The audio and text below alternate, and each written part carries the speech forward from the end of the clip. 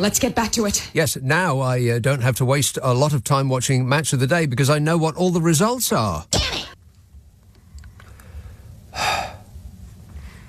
Lee Anderson has been suspended by the Conservative Party after he refused to apologise for a, quote, Islamophobic racist comment where he claimed that the London Mayor, Sadiq Khan, was controlled by Islamists like a marionette in Thunderbirds. A spokesmodel for the party's chief whip, Simon Hart, said the decision had been made following the former Tory deputy chairman's refusal to apologise for the remarks he made on Friday. He did not say, I am very sorry that I screwed up. I am so sorry. You just don't know how sorry I am. I'm sorry. Sorry? He's a straight talker who says what he likes and he likes what he blooming well says. A Conservative source was defending Lee Anderson last night and this morning before he was stripped of party support at around 3 p.m. this afternoon, said the Mail. And a Conservative source, I think, is code for titchy suit size. Was he speaking on behalf of... this government? Yeah, probably, yeah. The ex-deputy Tory chairman, can you believe that?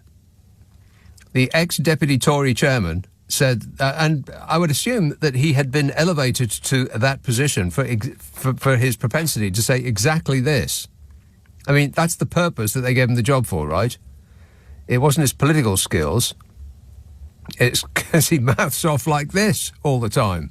And it attracts a certain element. How to best sum them up? I love the poorly educated. Yeah, nutshelled. The ex-deputy Tory chairman said that Sadiq... You know Sadiq Khan? No! Yeah, that's right. The man's so unpopular, he keeps getting elected London mayor over and over again. He's the first Muslim mayor of London. Says ex-deputy Tory chairman, said that Sadiq Khan is controlled by Islamists and that he has given our capital away to his mates. Which is an interesting point of view from a man who represented a party that gave North Sea oil to its mates and the water industry to its mates and our gas, electricity, railways and much of the NHS and whatever else they could find in the family silver to their mates. Lee Anderthal said this stems with Khan. He's actually given our capital city away to his mates. Yeah, that's right. That's what he did. He gave it away. He said, beware, because if you let Labour in through the back door, expect more of this and expect our cities to be taken over by these lunatics, said lunatic expert Lee Anderson. Removing the whip means that Anderson will no longer be able to sit amongst Tory MPs who are enormously grateful for the extra space they got on those benches. He will no longer sit as a Tory MP within the House of Commons. Well, where's he going to sit then? Because I'm pretty sure the SNPists don't want him sitting anywhere near them, and Labour certainly don't want him sitting anywhere near them. So where's he going to sit? On the floor. Not on the furniture. Yeah, we'll get him a basket.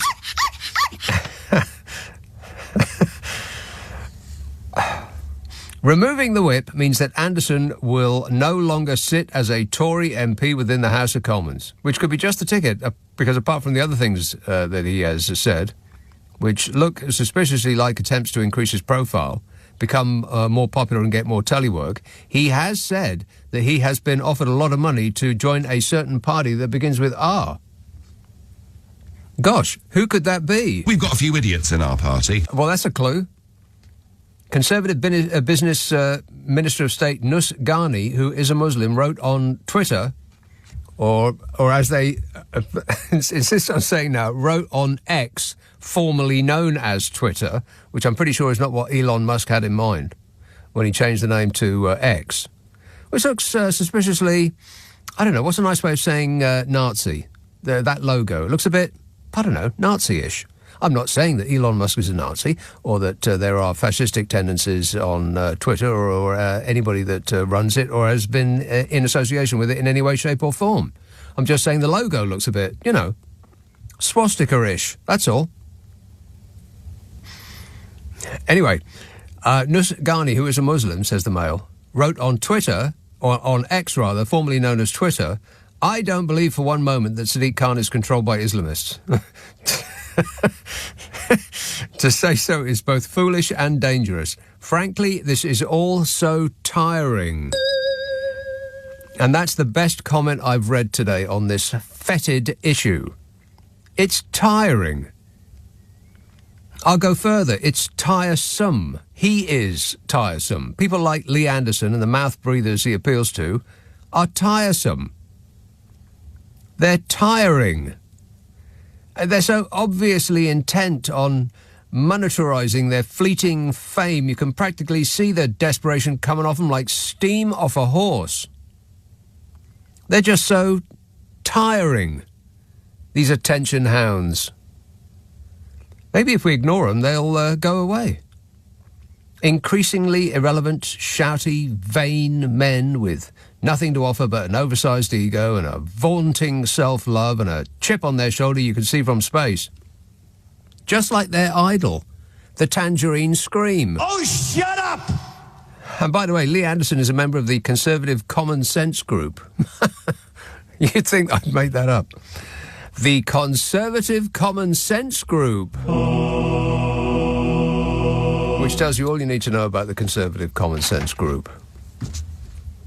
0345 6060 973.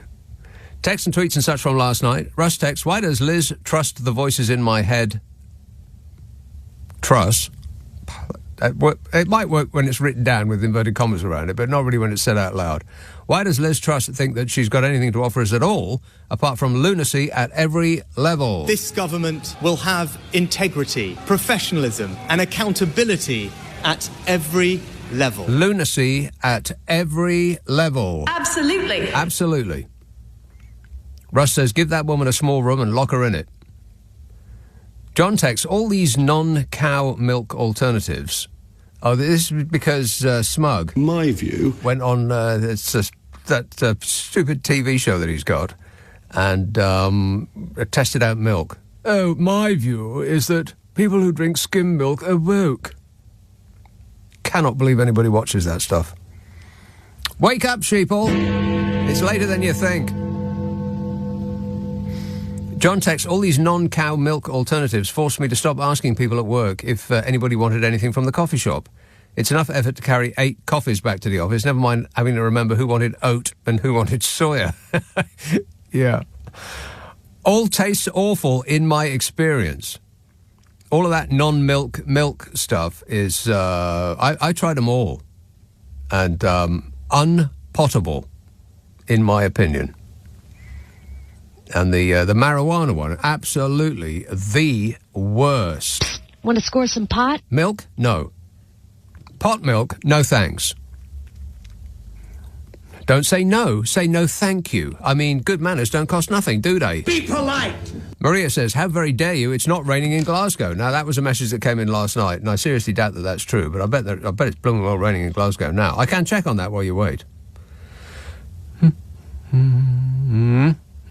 Blimey, 35 degrees centigrade, which feels like 100 and... which feels like 40. What's 40 in Fahrenheit?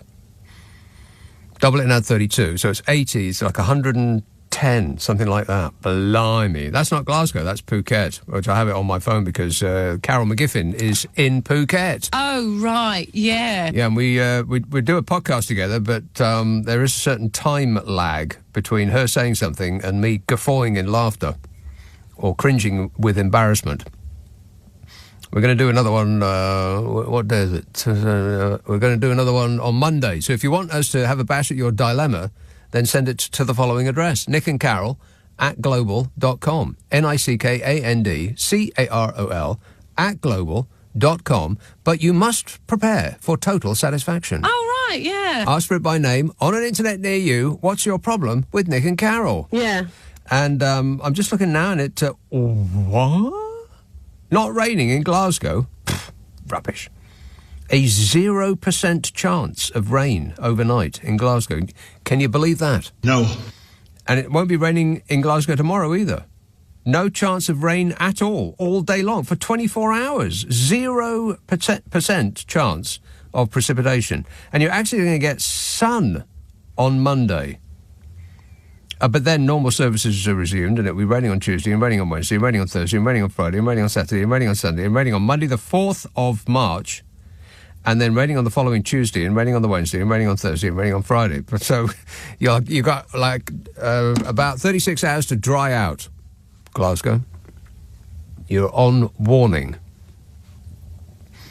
James says, homework alert, there are some excellent videos on YouTube, featuring people opening and tasting decades-old canned food. I highly recommend you look at these. Absolutely not going to do that.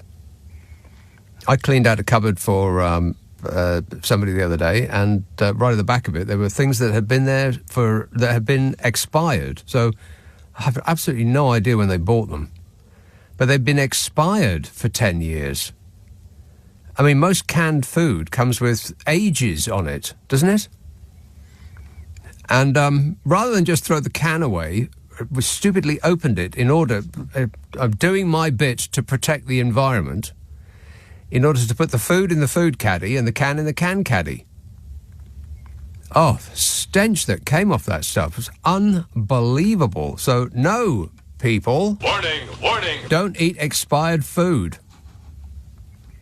And Rudy texts, Trump loves the poorly educated so much he wants them to buy his clown shoes with no refund if they don't turn up, allegedly. Is that true? you just send him the money and he might send you something in return. Well, that certainly sounds like Donald Trump. Not like he needs the cash or anything. I make $400 million a year, so what difference does it make? Your husband's going to prison, Melania. I don't care. She's actually not that bothered.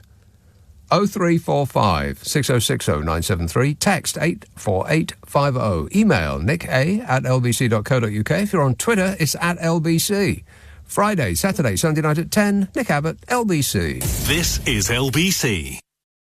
This is LBC with Nick Abbott. Call 0345 6060 973. Tweet @LBC. Text 84850. I am not one of your fans! Let's go to Maidstone in Kent and talk to a person called Joan. Joan. I am in a rage. I hope you'll bear with me, Nick. Very, very angry person on the line, yes. Very angry. And I think practically all of your listeners will agree with me. Go on. The sight of the king being moved to tears by the messages that came in because he had cancer. Yeah.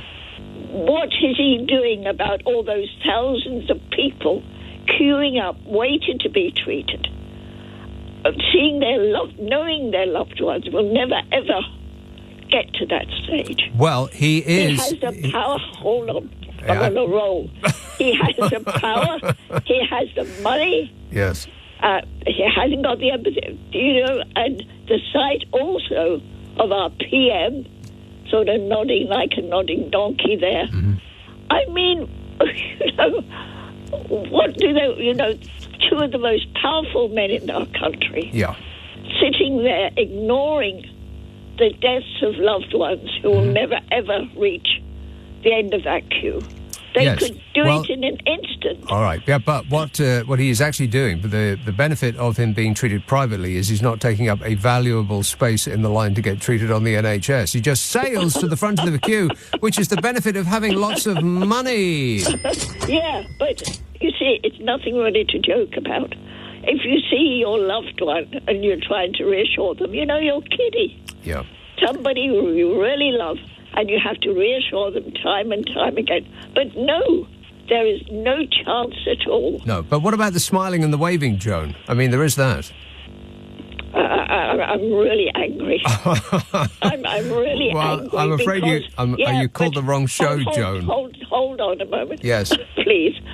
When the Prince Consort, Albert, went to the valleys, he wept to the poverty, and he did something about it. His tears were real, and he did something. This man, why have we got him as a king? But what about the smiling and the waving?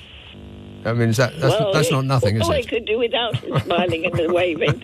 Oh, and his But son is solving the homelessness crisis by building 12 homes. So that's not nothing and either. Also, he's got killing fields for, at the back of Sandringham, huge fields where all they do is go and shoot. They go blast Tweety birds out of the sky. Yeah. But I really seriously think we should all be thinking now, what are we doing with these clowns, whether it's the PM or the Sovereign. Yeah. I used to, admire, the things Albert, Victoria and Albert, and he was a German, bless him. He was a German. Well, they all are, aren't they? I mean, German-ish. Yeah. But I mean, no, I really think now these, how long are we going to be governed? He has no thought for its subjects. Well, and certainly Ricky Sumo, whatever he is. Ricky Sumo. has no Ricky thought. Sumo. Yeah. All right, well, I want you to hold on to that anger, Joan, and use it to a good effect, all right? Well, I hope to goodness this switchboard lights up. All right. Thanks a lot, Joan. Cheers, my dear. Okay. Ta-da. Oh, what a nice lady. Just very, very irate, that's all. Well, I mean, I can understand why she'd be irate. The things that she must have seen. Meltex, on the other hand, I used to have golden syrup sandwiches on white bread when I was at school. We were very healthy back in the 1980s. 1980s? Golden syrup sandwiches on white bread. God, you're lucky to be alive, Mel. Sugar sandwich. Good grief. Matty says, when I round my nan's having dinner, it's like Tarzan's. This is a text from Tarzan. When I round my nan's having dinner, I asked her if she had some pepper for my mash. She said she bought that pepper the year that she got married in 1951. I think it was something like 54-year-old pepper pot. It tasted just as good, said Matty. Yeah, just as good as what? And Chris says, it goes unmentioned, but the blunder Truss was not allowed to do any actual work as PM for the first half of her tenure, as the nation was in mourning for the Queen. She was following the King around, dressed in black and confusing Australian commentators, so technically you can double her failure rate. Yeah, that's right. She crashed the country and didn't take her 49 days. It took her about 20. That is excellent work, Liz. Well done. Absolutely. Absolutely. I cannot believe what is going on in her head. I mean, she looks like a person who's hearing voices all the time, doesn't she? is trying to work through it and is wondering whether we can hear them too. But there just seems to be something going on in her mind. I wonder how many people she's got in there. But she just goes to the end of her text, assuming that only she can hear them. And they must be telling her all sorts of things. Shut up, you idiot. Leave the stage now.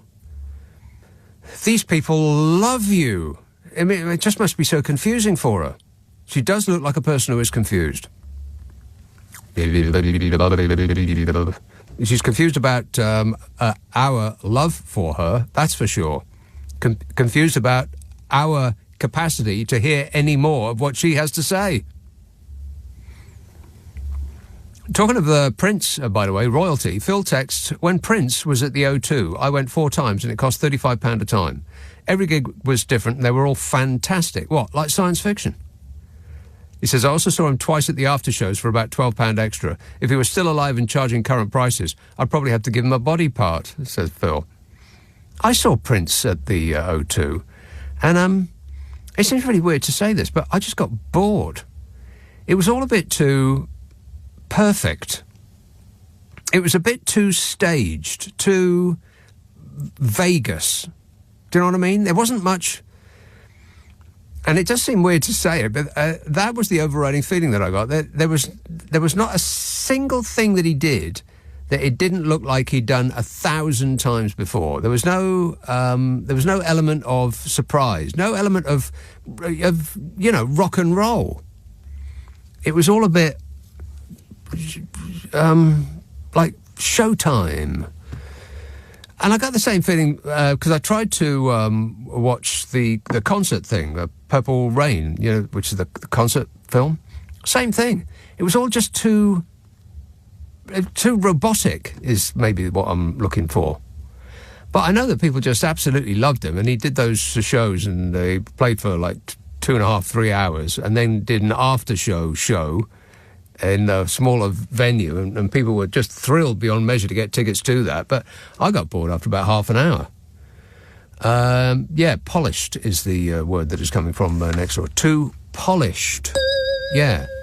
I like a bit of a rough edge, me. 0345, message coming in. I went to, thought it was incredible personally. You were personally incredulous. It was the show where he came in on a bed.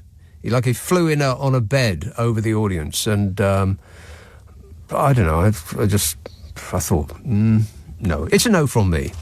Thanks for the effort, but no thanks. Thanks, but no thanks. Let's have the Wirral, Nora. Hiya, Nick. Nora. Was he sitting up in the bed or was he lying down? He was lying down. I mean, he was moving at quite a rate. Oh. I do love Joan. She's one of my favourite callers. I love listening to her. Of course. Anyway, 2 things. What I did with syrup this week. Are you ready? What I did with syrup this week. Right. Yeah. Okay. Already I'm thinking about Donald Trump. Oh, shut Can you up! grip it? Yeah. What did Donald Trump do with the syrup this week? Glued it to the top of his head. Yeah, go ahead. Oh, syrup. Oh, yeah. So I did millionaire shortbread a la Paul Hollywood, which the reason it's called millionaire shortbread is because that's what you need to be to buy the ingredients.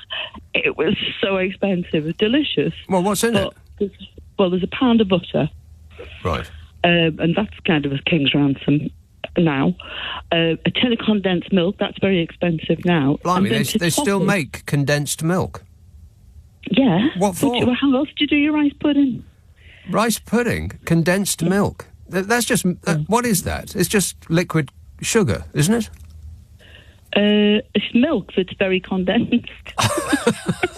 Well, they should explain that on the carton. And then the evaporated milk's the in-between that's not quite as condensed as condensed milk. Still a little bit sweet, but anyway. But the macadamia nuts, I skipped that stage because they're £20 a kilo or something now these days. I know. How much were you making? Well, I didn't buy any. I didn't get a kilo of macadamia nuts. Just a tray bake. Went down very well with the family anyway. So that was one thing. Yeah. It's a heck of a lot of butter among how many people? I think I may have overdone the butter because you put loads in the shortbread because that's the sort of binding agent of shortbread. And then you put some in the caramel as well. There's quite a lot in the caramel. Right. That's the bit in the middle. Yeah. Well, it does make everything taste better. Everything tastes better with butter on it. That's just a fact. And the other thing was, the question you ask it quite a lot, where did all the money go? Oh, yeah. Where did all the money go? It suddenly occurred to me, because, it's obvious where it's gone, but how did it get there? But when I thought about it, of course, because there's no council houses now, so all the money that would have gone in rent, quite a lot of it's paid in benefits, in housing benefit, goes to private landlords. So that's scooping that section out. All the public services, like the prison service, the supply agencies, they're all private now. So that's all contracts going right, left and centre. And the guy who owns Capita apparently has got his own private jet, and that's the the one that does all the agency work. Yeah. So that's where it's just been right. Sort of sneaked out, prison services, all those things. Friends of the regime, yes. Yeah. And, of course, we all know when you say, why does he do the job? That's your other burning question. We found that out last week, didn't we, when we found out the emphasis has got how many billion pounds worth of contracts. That's why he's the PM. Well, he would say for his part that he has absolutely no knowledge of his wife's finances. He has barely even met his wife. He doesn't have any clue about what she has in the bank or the shares that she has. And it just seems, every time he says it, it seems weirder and weirder. I mean, do they speak at all? Thanks a lot, Nora. 0345 6060 973. Jim says, you say that possibly a pair of Donald Trump's trainers will be worth money if found sometime in the future. Maybe on a beach next to a half-buried Statue of Liberty. You really did it. You maniacs. You blew it up. Which is exactly what I would expect from another 5 years of Adolf Hitler. I'll bring us into war. I bet you will. I bet you will. He's going to go to war with California because somebody in Los Angeles made fun of his hair. Total disgrace.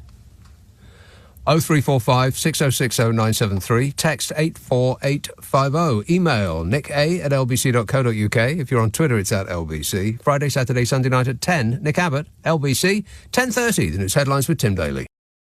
Nick Abbott on LBC. Call 0345 6060 973.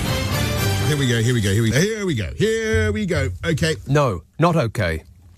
John says, following on from the Plymouth bomb story, if there's something likely to cause massive damage to this country and it gets dragged out to the sea for destruction, when can we book a trip for the Tories? Yeah, we could book a couple of boats, put them on a couple of boats, send it out into the middle of the sea, and then nick their engine. We could stop those boats. The country's priority is to stop the boats. And at the same time, I think people know that I'm relentlessly focusing on stopping the boats. And I'm relentlessly focused on stopping the boats. That's one of my 5 priorities, stopping the boats. And I think people know that I'm working night and day. Oh, give it a rest. 0345 6060 973. Erith. Hello, Steve. Hello, Nick. Steve. I won't be long. It's just I like painting, and I was mixing up a colour. I won't be long. It's like you're going into the loo, and there's only one cubicle in operation. I won't be long. Yeah, go ahead. You know, well, what it is, I'm watercolour painting, and I was mixing up orange, as you mentioned, Big Donny going to jail, and I just got a picture of him. Because they wear those orange jumpsuits, yes, don't they? They would render him completely invisible. Yeah, apart from like a cloud floating about. Oh, yeah, the blonde cloud, yeah. That was all, and it made me chuckle. Right. OK, well, you've got to have a laugh. Incha. Thanks a lot, Steve. The word from an artiste. Trev says, I don't know about you, but I don't mind being called a snowflake. In fact, I regard it as a kind of compliment. After all, it only takes a snowflake or two to bring this country to a complete standstill. I never knew I had so much power.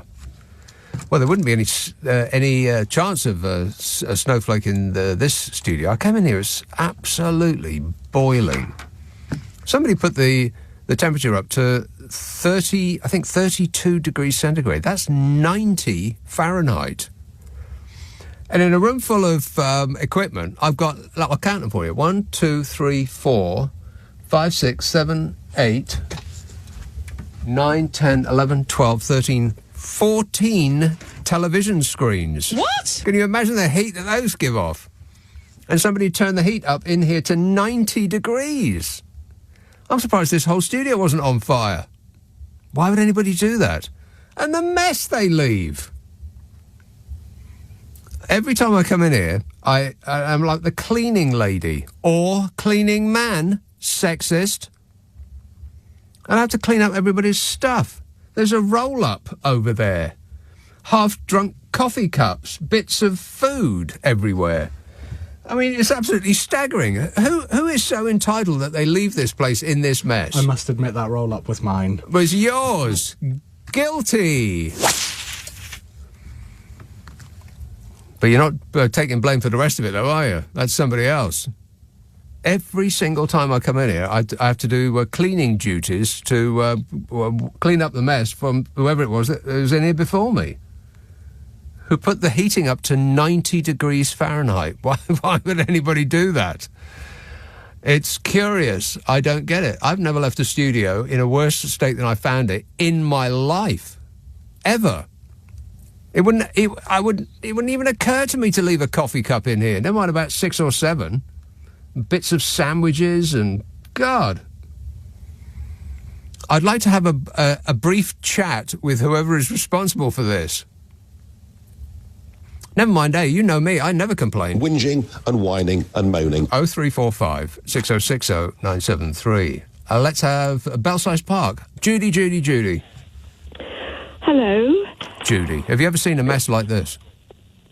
Well, I don't know. I'm not there. I'll send you a picture. I wanted to ring about Lynn Truss. Who? Lynn Truss. Lynn? Who's Lynn Truss? Isn't she Lynn Truss? Liz? Liz Truss. You're quite unclear about that whole Lynn Truss issue. I'm genuinely unclear. Yeah, you and her both, yeah. I beg your pardon. Liz Truss. Beg her pardon. Anyway, I am one of her greatest admirers. Whoever she is. Whatever her name is, I love her. Yeah. I love her. Sorry, I can't read my own handwriting. I wrote her name down because I'm so forgetful. Yeah. Anyway, I can't read your handwriting either. Go on. This woman is an absolute genius. She was... That's not where I thought that sentence was going. Carry on. No, I'll tell you why. She was an ordinary MP. Well, I don't know. That's stretching it a bit. Ordinary. I think that redefines the word ordinary. Right. I'll have to look that one up in the dictionaries. Perhaps it doesn't mean what I think it does. Go on. She was on a salary. Yes. She then became a Prime salad. Minister. She was on a salary, then she became a salad. Yeah. She became Prime Minister. She was Prime Minister for, I believe, 47 days. Right.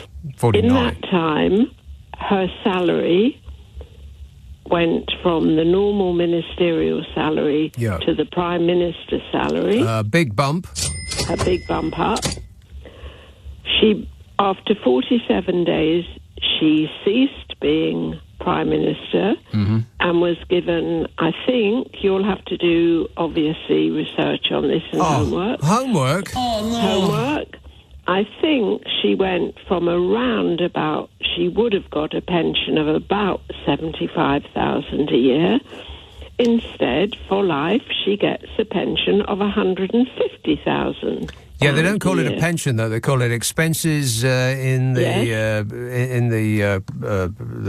prosecution of her duties as an ex-prime minister or some nonsense like that. Yeah, which is double what she would have got had she stayed just as a minister. I see what you mean by this is genius level. Yes, and she can call herself the ex-prime minister of she called herself the ex-prime minister of Great Britain.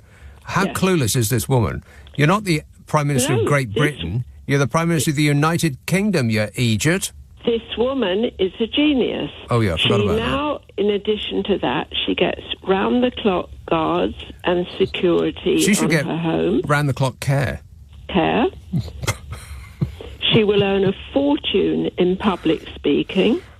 But can you believe that, though? I mean, why would anybody pay money to hear that woman talk? And by the way, but that CPAC thing, that Conservative Political Action campaign, or whatever that stands for, that thing that she just did that unhinged rant to in America, there was about 6 people in the audience. They pulled back after she finished her speech and then just looked as dumbfounded as she did when she was speaking, but without the benefit of actually saying anything, which made her look totally clueless, like lost, like a child. And then she sort of, it took ages for her to figure out how to get off her own stage. And then the camera pulled back and there was about 6 people in the audience. But none of this matters. The woman is a genius. Yes. She has got all this purely for 47 days' work. Yeah. Part of that time she wasn't actually working because sadly most of the time. The Queen died, and so the normal work was suspended. Now, I don't know how many years you've worked in the senior job that you're in, but I would venture to suggest that when you eventually finish your broadcasting career, should you ever unfortunately have to, you are going to be on a considerably lower amount of remuneration. I'll be on a round figure, Judy, 0. Right. So who is the clever one? Yeah. Well, absolutely. The woman is an absolute genius. She has manoeuvred her life being totally devoid of any common sense, talent, or knowledge. Or ability of any kind. Yes. But look what she has achieved in 47 days of non-work. Amazing. She looks into the mirror every day and says, We have never had it so good. She's completely correct in every respect. And yet every single call you get about her, people are criticising her. I am full of admiration of this woman. This woman deserves a medal for being the most highest genius this country has ever produced. She deserves a gong. Yes. Which should be beaten regularly every dinner time. No doubt. Why are we criticising her? That's a good point there, Judy. The woman is a genius. She's a raving genius, yeah. Yes. She will never, ever have to work again. Right. Never, never will be a slave. Yeah, that's right. Yeah. So I think we need a rethink about her. I think I'm going to think it out again. OK, leave it with me. Thanks a lot, Judy. Well spotted. 0345 6060 973. Mike says, no point in voting, a complete waste of time. When half the country don't vote, it's hardly democratic. It should be a legal requirement that everyone votes like Australia. The wrong half of the people are voting. That's the people probably on benefits, milking the system. They have plenty of time. The people working are often too busy paying taxes to keep them all, says Mike, who's angling to take over from Lee Anderson. You're not going to drag me down that alley, Mike. No way. And Peter says, and it's brief and pithy and to the point, he says, cheese and marmalade on toast. I can confirm that is excellent. Well, just cheese and fruit of any kind, or honey, in fact, is a marvellous combination. And I think you'll find that that is true. 0345 6060 973. Text 84850. Email nicka@lbc.co.uk. If you're on Twitter, it's @LBC. Friday, Saturday, Sunday night at 10. Nick Abbott, LBC. Nick Abbott on LBC. Call 0345 6060 973. What in places goes on inside that head of yours? Dan says, evening, Nick. I'm doing a nutrition course, and they said that skimmed milk has more calcium and is good for growing children. Well, like plants. Just stick them in a pot, pour in some skim milk, and hey presto.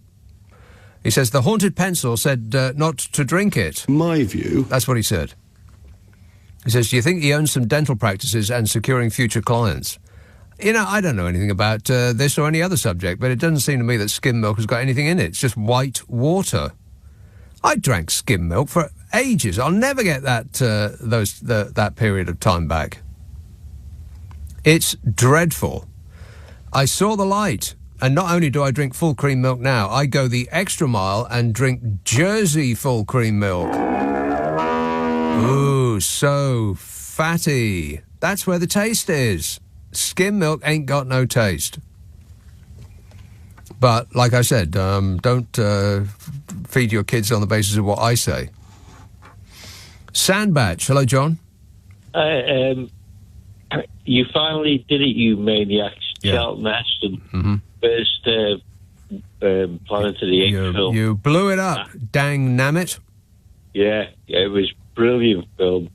I was only maybe in my teens or maybe a bit young. I'm 71 now, but it's always had a lot of effect on me. 71 years old.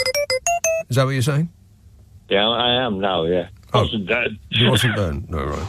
No, but I watched the film and was interested in sci-fi film and all that. Yeah. And then when they produced the end of the film... Don't say anything about it, because you know what? There's always people, there's entire generations who have never seen Planet of the Apes. They might have seen the follow-ups, right enough, but they won't perhaps have seen the original. Most people on this planet have not seen the original Planet of the Apes. That's probably true. So don't spoil it for them. Don't ruin it. Don't ruin the end part. Can I just say, when I saw the end of the film, the meaning of the film smacked me like a goblin. Yeah. Smacked me in the gob like a wet fish. I realised what it was all about. Right. Okay, good work. Thanks a lot, John. Right at the end of that film, Bambi's mother gets shot. Oh, damn it. Giving it away. Damn it. Archie says, am I the only person in this country that thinks we get our MPs from Poundland? If only we got them from M&S, we could take them back and change them for something more suitable. Dave says, Nick, the world is full of doom and gloom right now, so here is something to perk you up. If we end up in armed conflict with Putin's Russia, then Bodger Johnson impersonation of Churchill could convince enough voters to put him back in number 10. That's something to look forward to, isn't it, says Dave. If we get into a conflict with Rootin' Tootin', then we are in big trouble. This sort of came and went. I almost missed this story. This was just this week. A British nuclear missile test failed at a site off the coast of Florida, making the second time in 8 years that the country's Trident II ballistic missiles have malfunctioned during trials. And I don't like saying I told you so, but I told you so, I told you so, I told you so. I've said over and over on this show that when it comes down to it, somebody's going to bash their finger down on the big red button and nothing will happen. And, of course, by that time, it would be too late to ask for our money back. Billions and billions and billions of pounds we're spending on this thing, and it probably won't work. Nothing else in this country works. Why would we expect that to? Nuclear Armageddon has been delayed. Please watch the sign for more information. An anomaly occurred, apparently, during a test on board the nuclear-powered submarine HMS Vanguard. A UK Ministry of Defence spokesmodel said in a statement, adding, "We are confident that the anomaly was event-specific and therefore there are no implications for the reliability of the wider Trident missile systems and stockpile." Is that comforting? No. I mean, if it wasn't for the fact that it's the second time that they've tested our super soaraway nuclear weapons and found that they don't work. Britain's Trident nuclear deterrent suffered an earlier failure off the coast of Florida in June in 2016. This is according to a US defense official with direct knowledge of the incident. This latest incident occurred during an exercise on the 30th of January near Florida, where lives a fan of exercising. Exercising is fun and it's nice. How do you know?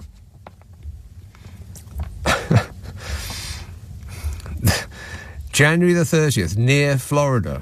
I don't know why. Well, why pick Florida? I mean, perhaps they were aiming to improve Donald Trump's golf resort by wiping it off the map. But when they hit the big red button, nothing happened. So it remains a temple of hideousness. Oh, shut up! The Trident II missile and dummy warhead were propelled into the air, but the first stage boosters of the missile did not ignite, and it subsequently dropped into the sea and sank, which would be very useful if we ever go to war with fish. According to a source, the fault was specific to the test kit and that the launch would likely have been successful if it had occurred out on a patrol using a real nuclear warhead. Would have likely been successful. Is that encouraging? That our last line of attack would likely have been successful if it was fired in anger? No. I'm not encouraged. And guess who was on board when the firing failed? Failure expert, UK Minister of Defence, Grant Shapps. Oh, no. Yeah. Perhaps he was trying to sell the weapon as part of some get-rich-quick scheme and took the bit of the rocket to show possible investors. Oh, they won't miss this bit. Grant Shapps said in a statement that the test anomaly has, quotes, no implications for the reliability of the wider Trident missile system and stockpiles, nor are there any implications for our ability to fire our nuclear weapons should the circumstances arise in which we need to do so. Yeah, don't let the fact that the past two times that we've tested it, it didn't work, lead you to believe that when we really need it, it will work. Past performance is no indication of future performance. You should get independent financial advice. Your money is at risk. We've got 4 nuclear-powered ballistic missile submarines, each of which is armed with Trident missiles, according to the Royal Navy. The missiles can be fired at targets up to 4,000 miles away, but we'll be lucky if they clear the submarine they're fired from before they explode. And good luck to everyone who sails on her. You're going to need it. Nothing works in this country. Nothing.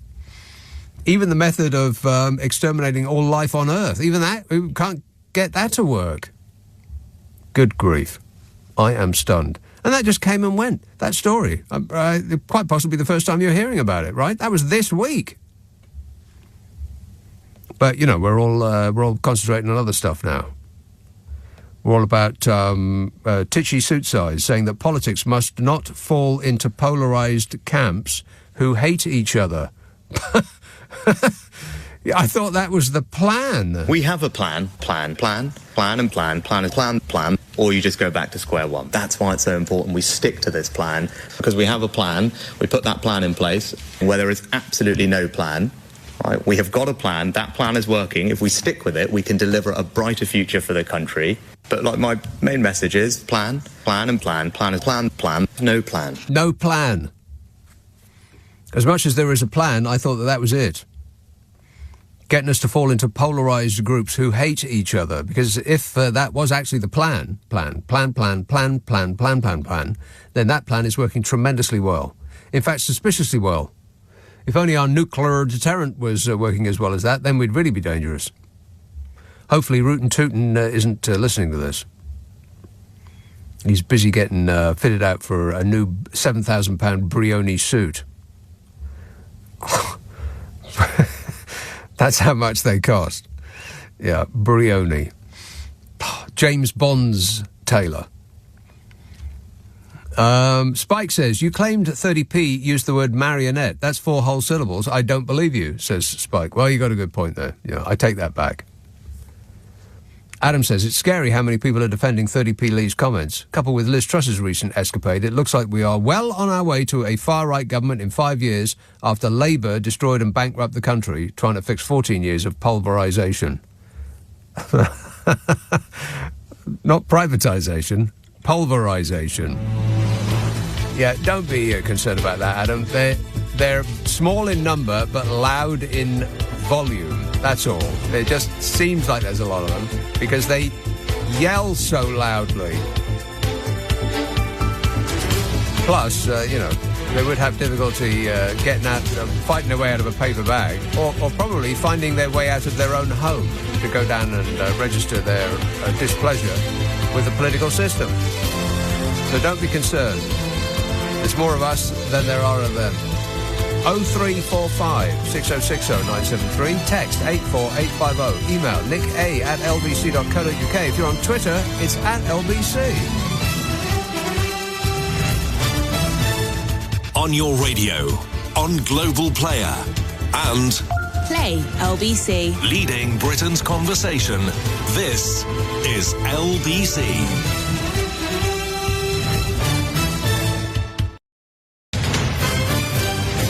Is LBC from Global, leading Britain's conversation with Nick Abbott. This is absolute tosh. A big sack of monkey nuts. A big sack of monkey nuts.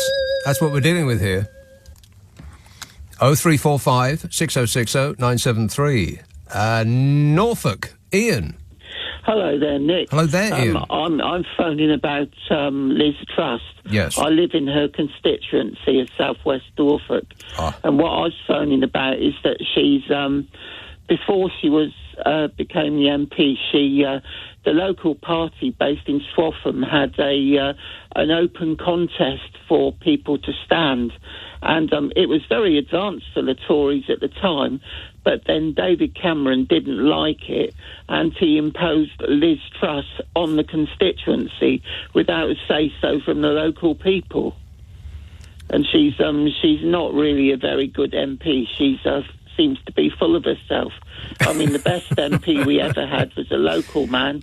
It was about 30 years ago. He was called Sir Paul Hawkins, and he was a former Tory Knight of the Shires. And, he was very good, and his good lady was very good as well.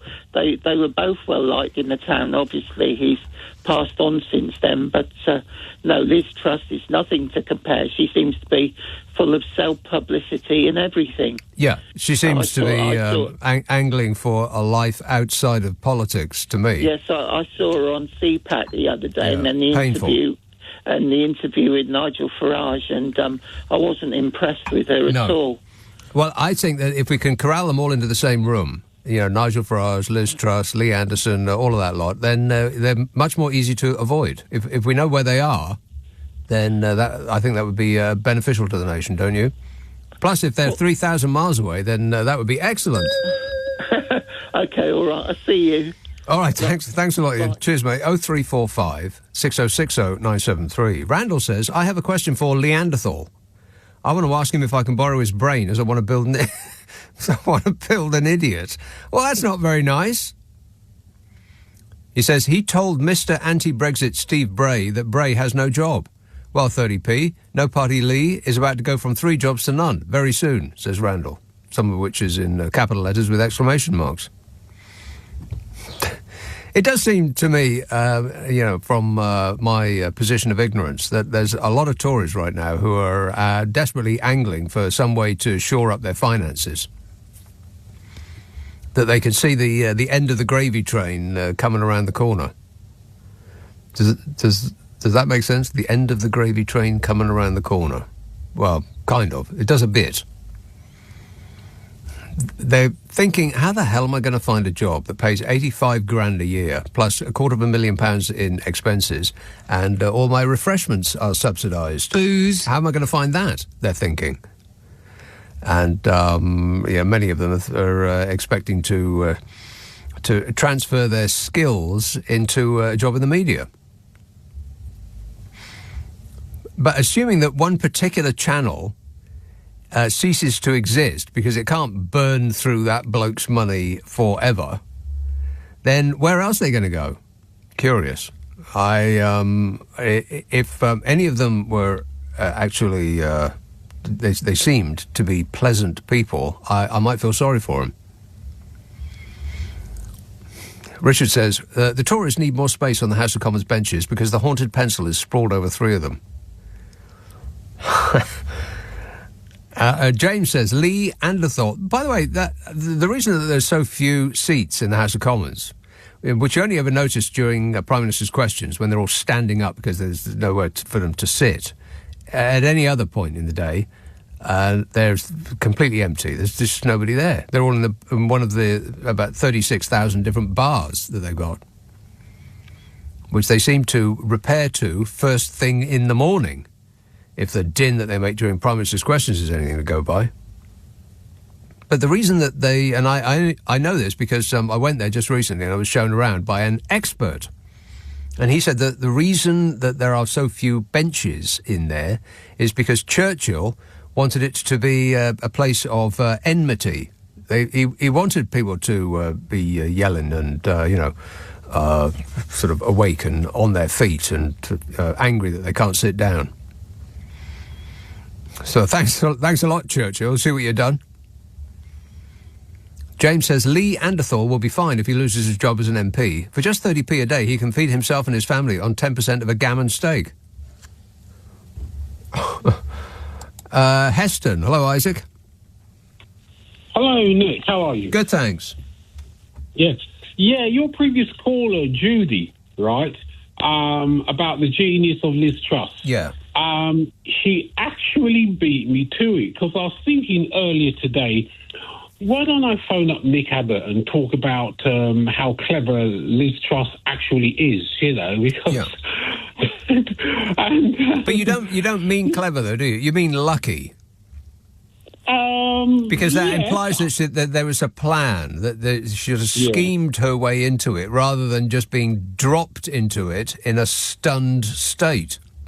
Well, I've got to admit, Sorry, drops on my remote control.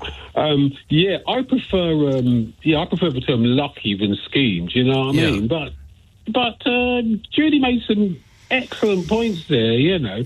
Well, we should be so lucky. Yeah. Yeah. You know, she was Prime Minister for 49 days, and she only worked for probably half of those. Half of that, yeah. Okay.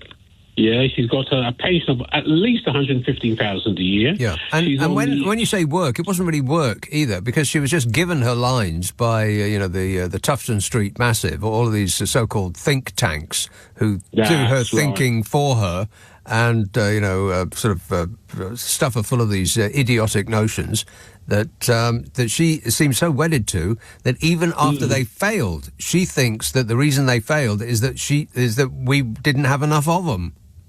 That's right. Yeah. That's right. Because of the woke karate. Yes, the woke karate. Yeah, and the banks. The lefty banks. Yeah, that's right. And also, she's now on the lucrative speaker circuit, right? Talking nonsense, getting thousands of pounds for it. I seriously doubt that, though. I mean, I really find that hard to believe that having heard her speak once, anybody would pay a penny to hear it a second time. That's true. Yeah. Plus, also, you know, it's a good job interview for one of those right-wing ding-a-ling stations in the States. So, you know, that I feel is what many of them have in mind. Those that are that have an international profile really want to skip this country and go to where the money is, baby, which is in America. Ain't that right, Bodge? I can't comment on that. You can't comment on that. Blah, blah, blah, blah, blah, blah. Blah, blah, blah, blah, blah, blah, blah. Yeah. Anyway, that's my point. Okay. Right? Now I'll get back to match of the day. Okay. All right. Just as long as you don't tell me what the results are. Thanks a lot, Isaac. 0345 6060 973.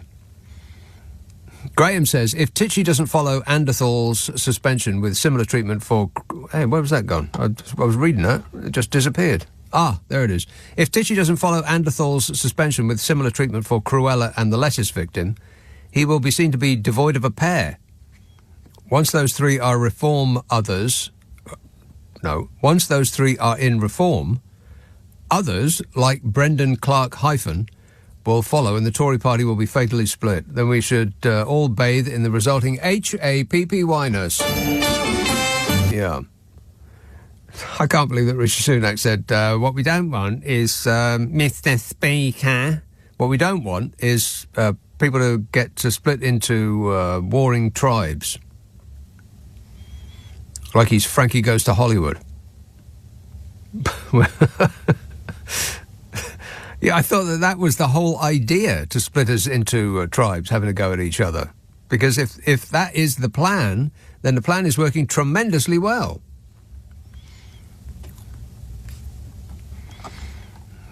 Simon says, what's going on with our weather? I left Windsor today and it was pouring with rain and about as warm as Russia in the winter, and drove for 15 miles up the road to watch Reading play in bright sunshine. Don't tell me there's nothing in this global warming malarkey. Well, I think the weather is about to get significantly weirder. Because, apart from everything else that's got going on over here, we have a massive solar flare. 2 of them, in fact. A couple of powerful explosions in the sun's atmosphere occurred this week, on Thursday.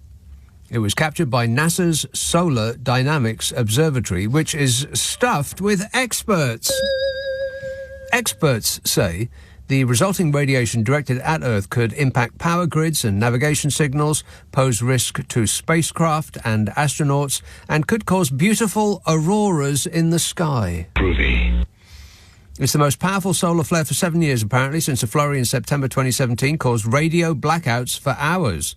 Radio blackouts? Oh, no. NASA says flares and solar eruptions can impact radio communications, electric power grids and navigation signals. And without our sat-navs, we will have no idea where we are or how to get out of there. This new flare, the biggest type, it can trigger radio blackouts around the whole world and long-lasting radiation storms in the upper atmosphere. And it's coming our way. I think it takes a couple of days to get here, so it should be like around about now. According to the Royal Museums Greenwich, it typically takes, here you are, 2 days after the flare is seen on the sun for particles to reach the Earth. It's going to be raining hot particles all over us. And upon arrival, these particles can result in an aurora, a spectacular flash of vibrant coloured lights in the sky, viewable near the Earth's poles. So we'll have something nice to look at while we get radiated to death. Yowza. 0345 6060 973. Camden, Ellie. Oh, hi, Nick. Ellie. I'm going to buy a kaleidoscope. I can't see no flare. A kaleidoscope. Yeah, that'll do it. I was wondering if you know anything about what happened No. to Julian Assange. No. Because I heard two conflicting news reports since which the airwaves have been typically numb about what happened to him. Mm-hmm. Do you know? Can you tell me? Well, there's been a development. What is that development? Well, he went to court to see whether he was going to be sent to the States or not. Then I heard one news report saying that his appeal had been blocked. That's his appeal for another appeal. And then another report saying there was no news about his appeal. So I don't know what's happened to him. Well, the latest news that I have is he's got a court hearing this week. Again? The Royal Courts of Justice in London. Yes. That's. It hasn't actually happened yet. I don't think the thing that you're fearful It of. was. It happened on Tuesday or something. Well, at the High Court, lawyers post the pivotal question: how can exposing crime and torture be worse than committing them? Which is the more serious? This is the Guardian from today. Which is the more serious criminal activity, extrajudicial killings, routine torture of prisoners and illegal renditions carried out by a state, or exposing those actions by publishing illegally leaked details of how, where, when and by whom they were committed? Well, I know what the answer to that is, and I bet you do too. Yes, but I don't know what's happened to the man who is responsible for that. Yeah, nothing yet. I think it's continuing. Okay, thank you very much. No, thank you very much. Have a nice rest off. Yes, cheers, Ellie. What a nice lady. This is a very, very, very long article. Judgment has been reserved, but what did emerge from this week's hearings was that while Assange could avoid the oft-quoted potential sentence of 175 years in the US, he would probably face a sentence of between 30 and 40 years. For a 52-year-old in poor health, that almost certainly means dying behind bars. Well, we ain't got no free speech in this in this country or in America. Not speech that embarrasses the regime. Specifically illegal. You can't do it. Shocking, really. I mean, he revealed a great evil, and his I thought we were supposed to be protecting whistleblowers, but even, as much as the government, both here and in America, says that they protect whistleblowers, they absolutely, totally and flat out do not do anything of the sort. Do they? They fire them, at best. At worst, they fire into them. 0345 6060 973, Friday, Saturday, Sunday night at 10. Nick Abbott, LBC. LBC. Leading Britain's conversation. Nick Abbott. Alexa, send a comment to LBC. This is preposterous! This is a message from Darryl, who says the following: dairy milk has a high carbon footprint, so keep drinking it if you insist. But when the world becomes uninhabitable, don't come crying to me. Not that you'll be able to, because you'll be dead. Just saying, says Darryl. That's Darryl from the Milk Marketing Board. Yeah, they should put that on the adverts.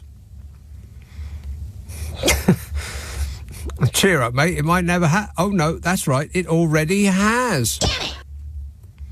Dave says, I think that the number one priority should be for Titchy suit size to get a new tailor. His suits look like they belong to an 8-year-old. Well, that's just offensive. And Kevin says, Nick, I have a packet of Rich tea, which are 6 months out of date. Do I risk it for a biscuit? Well, only if you don't mind getting sicky on a bicky. Tooting. Jan. Hi, good evening, Nick. Yes, Jan. Yeah, I've got a few. I hope I have time to say a few things. Well, I've got 3 points. I don't know. So the first one is you mentioned just moments ago that MPs don't want to lose their 80 grand a year, and I was reading earlier about George Galloway, and this by-election at Rochdale is next week. So there's a lot of independents, and they actually don't even live in the borough.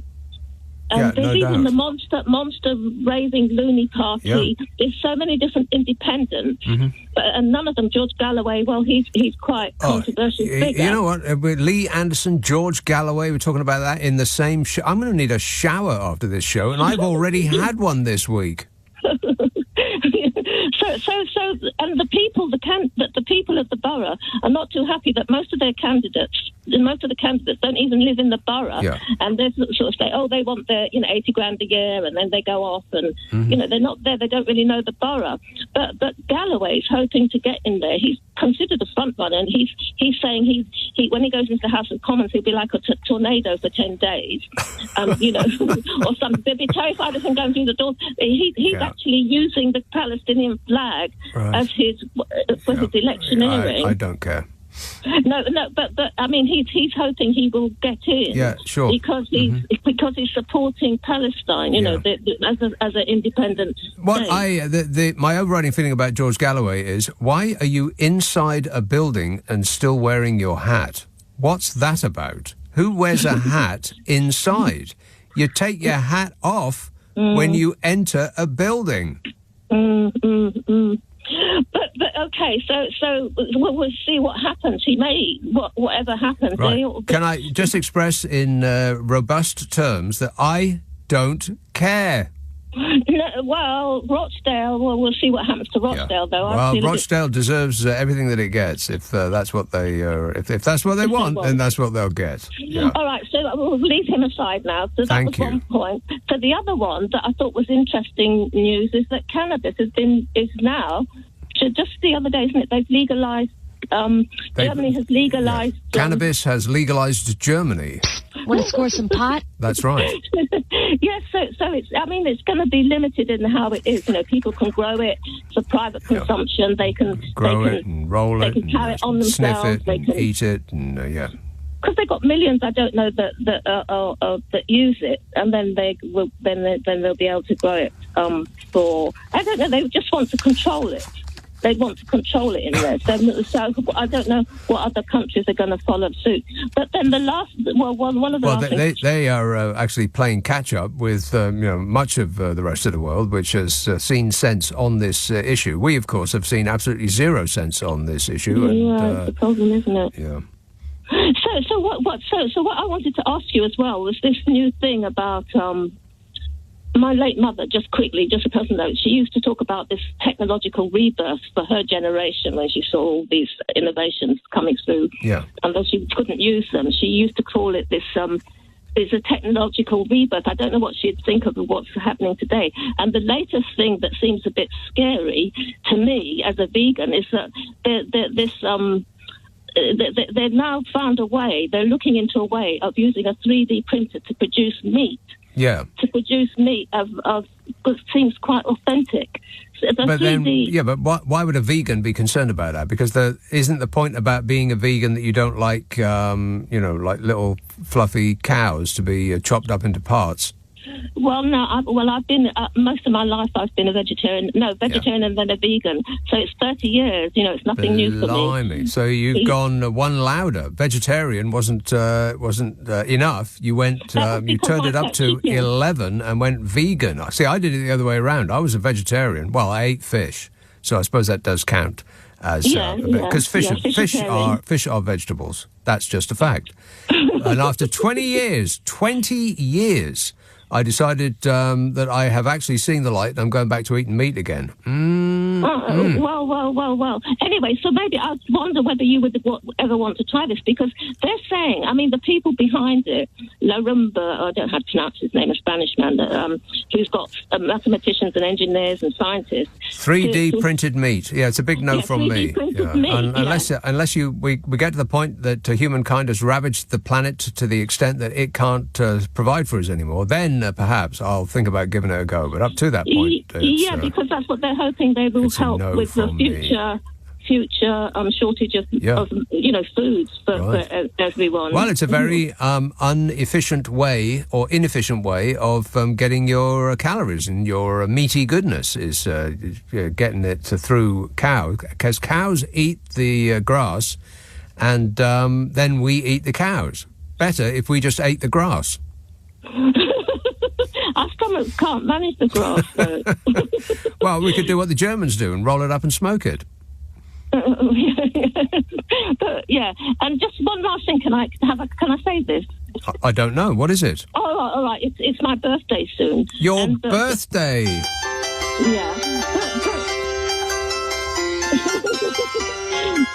I won't put the time to it because I don't want all my neighbours to know things, too much personal stuff, or whoever. You don't want your neighbours to know when your birthday is? What difference would that make? Well, I won't go into it. But what it is that I stopped having birthdays that allowed to.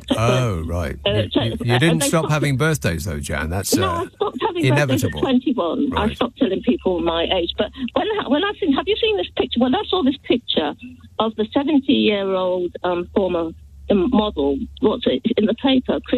I haven't seen it before, but Christy Brinkley, who's 70. Christy Brinkley, she was the Uptown girl, wasn't she? Rock and roll! She was married to Billy Joel, I believe. Yeah, that's it. Yeah, so what is, she's got a picture, there's a picture of her at 70. 70 years old. It's all amazing. And she says it's like for the first, she's 70, and she says, I'm finally happy with the person I'm looking back at me. Right. And, but what's amazing is that, well, if she's like that at 70, it makes it's quite amazing. It gives you hope for the future?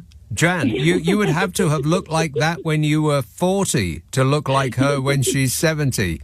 It's not something you can acquire just by dint of being that old. You have to look that great to begin with.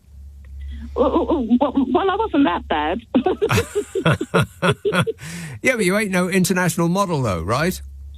No. I could have been, perhaps. Mind you, models look weird. I mean, when the London Fashion Show is on, there's all these weird, thin, incredibly tall, alien-like creatures who just sort of lollop around London in that sort of furious clomp of theirs.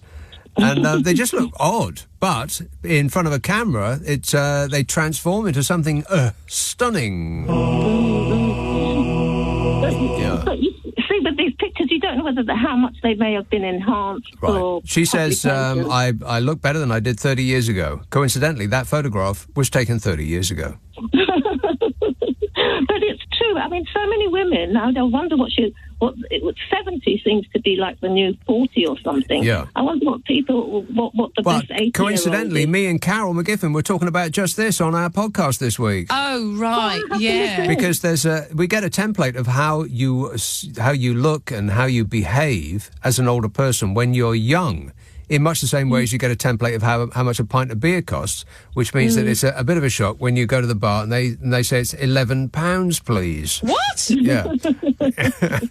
But that's a recent phenomenon. But, when you're a kid and you talk about somebody who's 60 or 70 years old, that's your granny. And your granny is sitting in a chair with a rug over her knees and, you're making a nice cup of tea for her. And she's watching daytime television. But these days, 60 and 70-year-olds are out there, climbing mountains and skiing and, having hot pampas grass-based relations with each other. Disgusting. Believe that. Yeah, it's extraordinary, isn't it? I mean, that's why people may be living longer. Yeah, right. They're picking up a lot of diseases, but they are living longer. There's no doubt about that. Well, actually, life expectancy has dropped in this country, but that's specifically because of this government. Exactly. Thanks a lot, Jan. 0345 6060 973. Text 84850. Email nicka@lbc.co.uk. If you're on Twitter, it's @LBC. Friday, Saturday, Sunday night at 10. Nick Abbott, LBC. It's 11:30. The news headlines with Tim Daly. Nick Abbott on LBC. Call 0345 6060 973. Oh, hello there. Very nice to meet you. Yes, so as that nice lady was just saying, Germany has joined a list of countries who have legalised cannabis for personal use. Want to score some pot? The country's parliament passed a law that will legalise the cultivation and consumption of a limited amount of the drug. As a result, smoking cannabis in a lot of public places will be illegal from April the 1st. April Fool's Day. De 1. April. April shirts. I think that's probably right, more or less.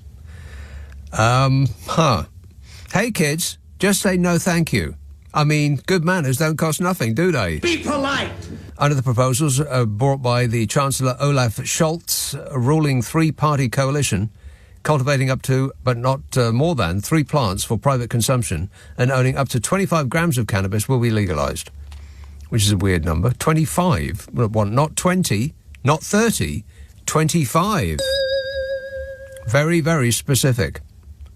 Meanwhile, larger scale but still non-commercial cannabis production will be allowed for members of cannabis clubs. These clubs will have no more than 500 members, all of whom have to be adults, and only club members will be allowed to consume their output. This part of the law will kick in on July the 1st.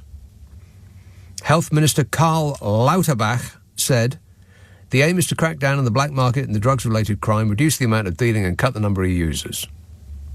The move has made Germany the 9th country to legalise recreational use of the drug. It is also legal in some jurisdictions in the United States of America. Many more countries allow its medicinal use as a painkiller, which is a practice that Germany plans to regulate in a different law. Cannabis is the most widely used illegal drug in the world. This is despite the war against it having been prosecuted for nigh on 70 years. How is the war on drugs going, by the way? Fabulous. Great. So will we in Britain keep doing the same thing that hasn't worked over and over and over again? Yes. Yeah, good plan. If that's the plan... We have a plan. Yeah, sure you do. Good choice. Smart move. The number of adults in Germany aged between 18 and 25 years old that consumed cannabis at least once nearly doubled from 2021, from the previous decade, to 25%, according to the Health Ministry.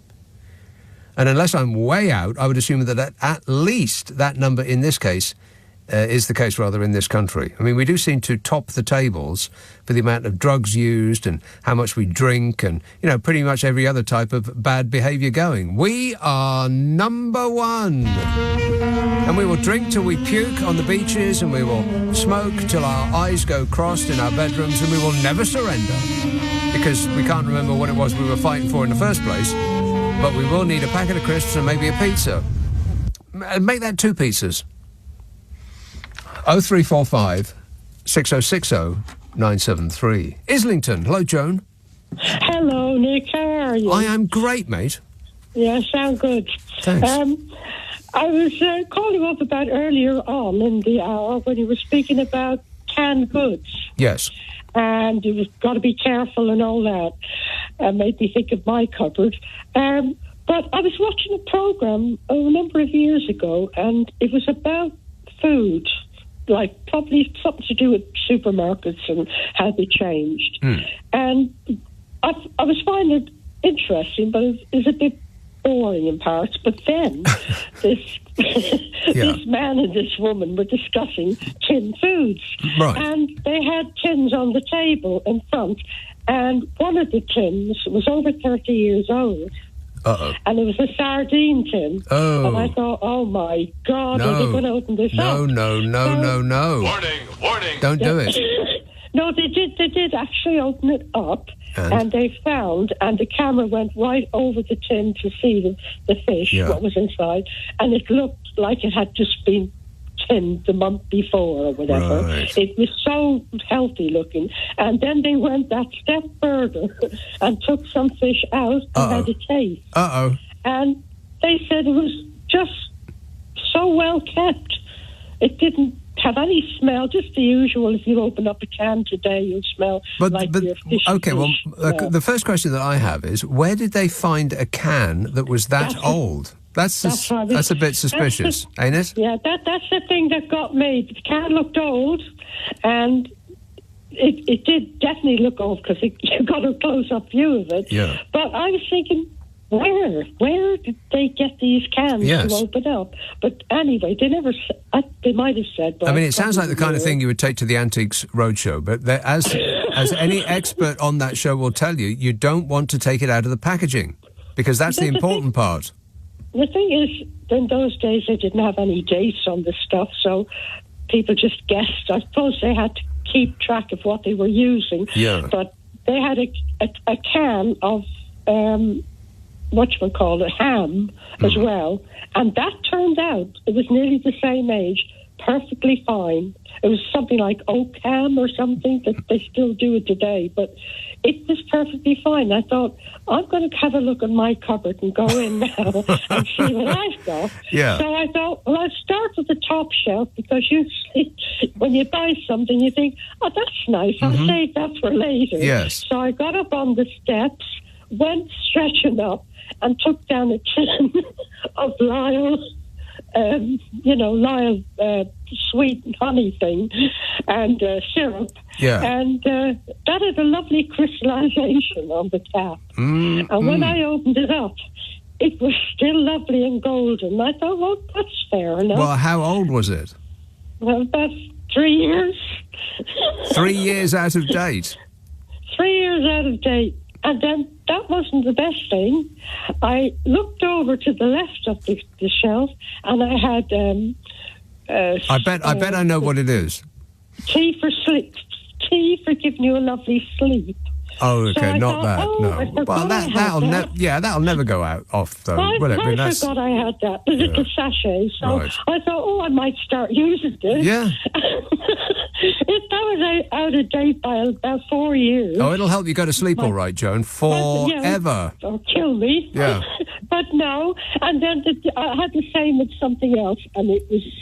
I bet I know what most people have in the back of their cupboard that they used a couple of times, and then 15 years later they'll look at the lid and see that it's way off, and seriously consider using it, and it is custard powder.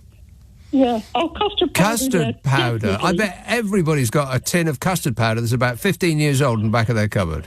And that's just before Christmas, when I was going to make trifle. I thought, I wonder if I need custard. So I looked at my custard, and it was about a year and a half out of date. So I thought, exactly. Well, you know what the thing is, with all the dates on these tins, does it actually mean, say for instance, if it said 2004 to 2005, and you went past that by about 6 months or a year, would that mean that that's off? It may not. You may try a tin of beans or sardines that are perfectly good. Yeah, you seriously aren't asking me that question, though, are you? You're not asking me for health advice, are you? Because that would be deleterious to your health. We'll have a tasting competition. Right, well, you first. Yes. All right. Okay. Be horrible. All right. Thanks a lot, Joan. Be very, very cautious. Throw everything in your cupboard away. Start again. Brenda says, like Jan last night, I regularly purchase golden syrup as I, too, make flapjacks. I never took any notice of the logo until the hoo-ha this week. Yeah.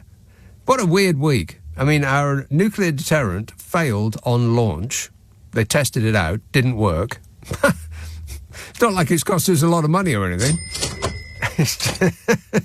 Just when we need it the most, it'll just fizzle and then probably blow up in the submarine's tubes, thereby shooting all of the submariners out the other end. I mean, there's nothing funny about it, really. But, you know, all-out global thermonuclear war, not an amusing subject. So I'll drop that there. But we had that, and, and then we had the golden syrup hoo-ha. And that's an excellent description of it, Brenda. A logo that you'd never noticed before changed on a product you never buy, leading to fury.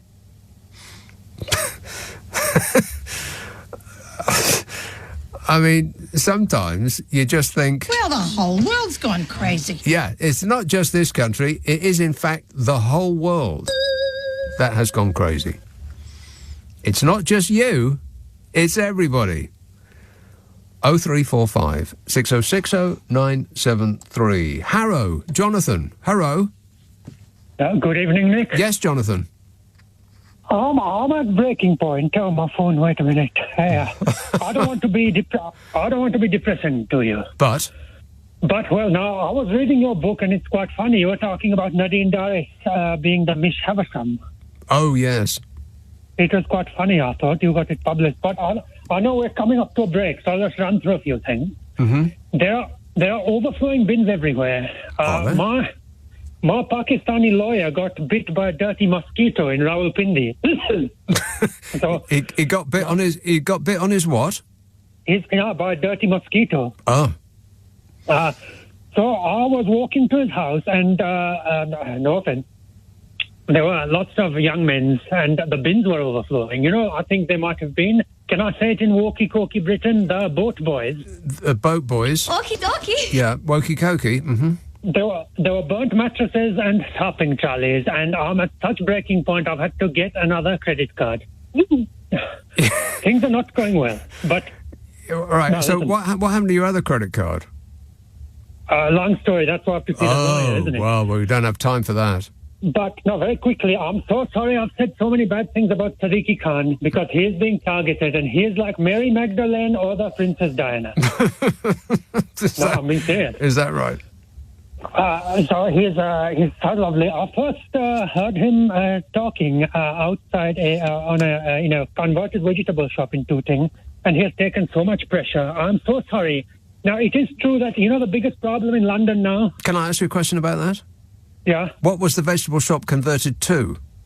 It's very depressing. It used to be a morgue. Oh. I didn't want to talk about it, but you brought the mood. I guess I did, yeah, for which I apologise. Yeah. Used to be a morgue, now it's a fresh food establishment, yeah. Mm-hmm. Yeah, so what I want to say is that London has become an open latrine, but that's not his fault. Right, an open drain, is that what you said? And the biggest problem in London at the moment? Cheese? Too much interpersonal relations. I got that wrong. And very quickly, I know we're coming to a break, but my financial matters are crumbling. I'm having sleepless nights. I had a dream about Boris a few nights ago, because he said he was going to build new hospitals and he didn't. He was an adulterer. I voted for him. No, it's true. I'm close to financial collapse. Right. Had to eat for two yesterday at the Afghan restaurant because I'm so stressed. I can't buy my new art, my new shelves, or a golden-coloured bust of the Elvis. And could I finally say, I know you wokies don't like this, but the Generation Z are not going to do no conscription because they are weak. Yes. Trump is a bad man, but he does. You said this right. You did say one thing right.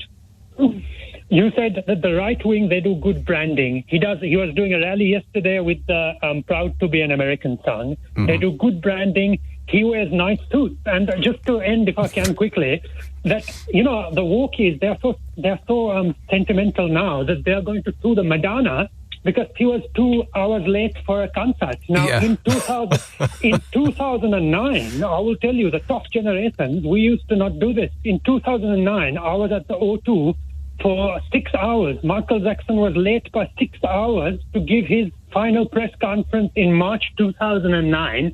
And there's so much to break down about that conversation, some of which you actually heard. I think my glamorous assistant just dumped the last part of it. Oh, well, never mind. He's dead now. It don't make no difference. You can insult Michael Jackson as much as you like. With justification, I think.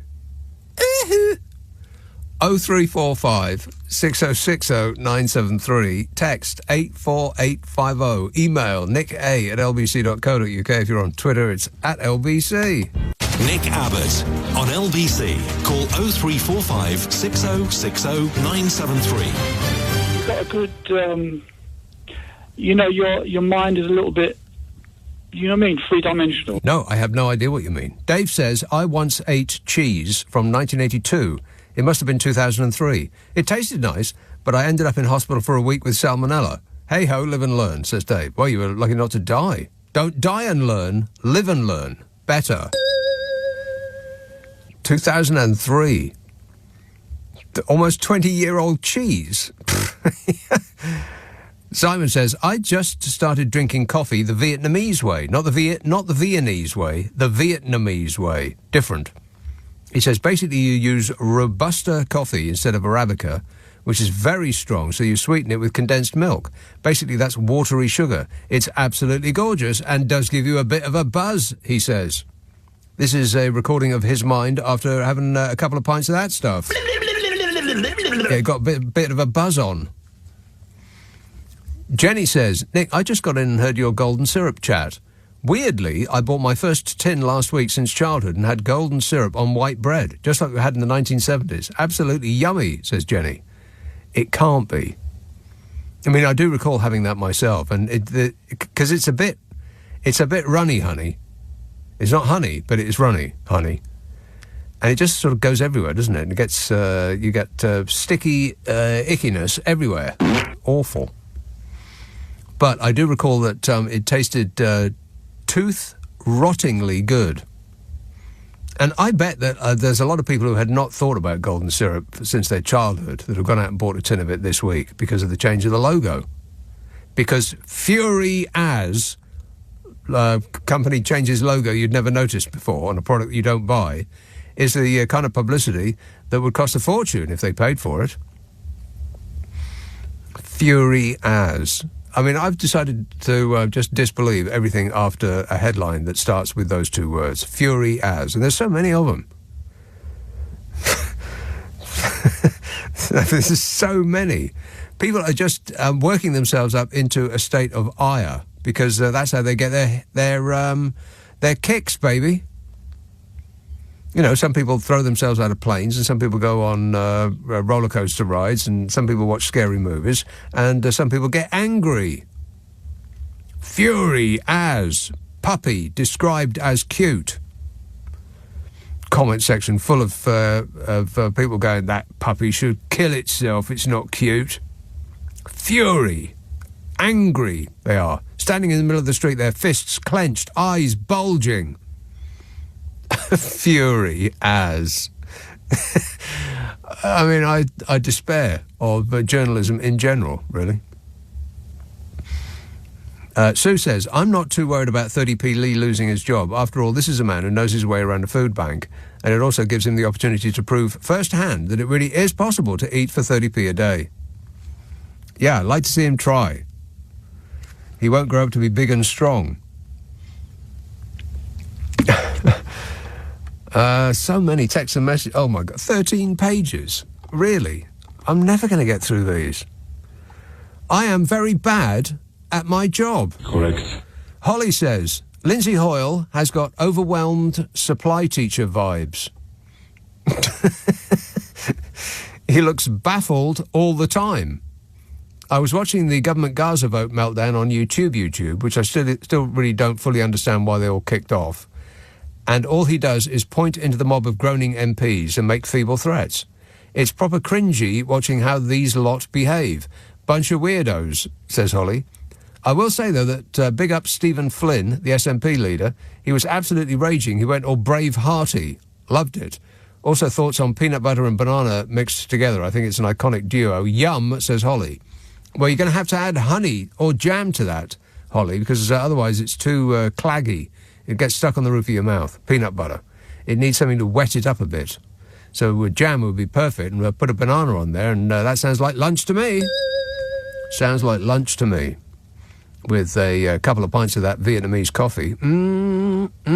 Ready to go. Overwhelmed supply teacher vibes. But when he keeps threatening people by saying he's going to chuck them out, you go and have an early tea, that just doesn't seem, I don't know, it's credible, really. I'm not entirely delighted by his performance. I mean, I wouldn't like to see him ejected because of what happened this week, but I prefer the old guy. I mean, I know he had his foibles and his problems, but he brought a certain sense of drama to the role. And as for Stephen Flynn, he's got this weird way of talking. I mean, he's got a problem with his R's. Careful how you say that. Stephen Flynn has problems with his R's. I grew up in Scotland. I've never heard anybody speak like that in my life. that sort of thing that he does. I don't know, it's just weird. Which part of Scotland land does he come from? because I ain't never heard nobody talk like that before. It's a bit painful to listen to. It sounds... sounds like he's forever starting up a chainsaw. Like that. Dave says, have you noticed how in movies and TV shows the hero can drink half a bottle of whiskey, then go out, successfully negotiate the car chase, a couple of fistfights, accurately shoot a weapon and get a congratulatory kiss? I'd probably fall out of a window before I made it to the front door. Sometimes I think it's not real whiskey. Booze. Yeah, could be. Could be that stunt whiskey. John says, you should ask one of Jonathan from Harrow's now sacked cleaners to come in and sort out that mess in the studio. I'm sure they'd appreciate the work. Well, that's a good point. Yeah, why should I do it? I'm not the cleaner around here. Not my job, but I do it anyway. I'm a good boy, I am. And I clean up after me. You're welcome. Thank you. 0345 6060 973. Friday, Saturday, Sunday night at 10. Nick Abbot, LBC.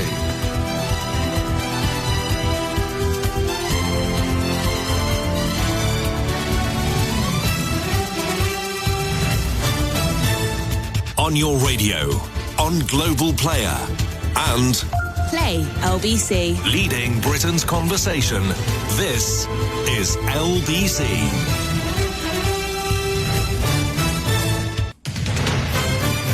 This is LBC from Global, leading Britain's conversation with Nick Abbot. Nobody.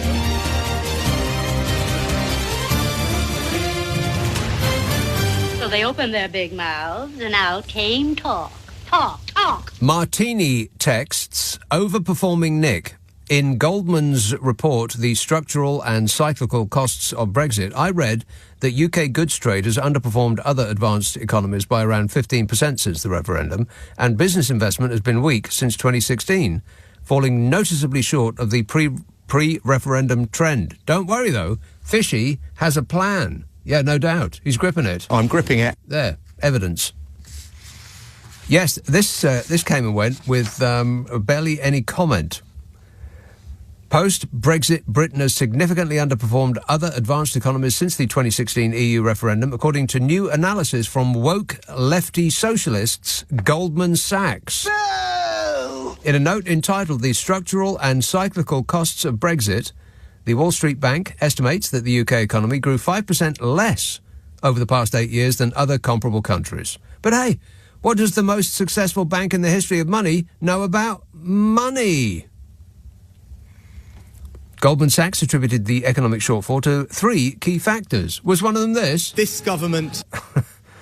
Reduced trade, weaker business investment and labour shortages as a result of lower immigration from the EU. Thoughts, Smug? My view... Yeah. And when presented with these experts using facts, the government said, oh, no, it isn't. Because that's what they do.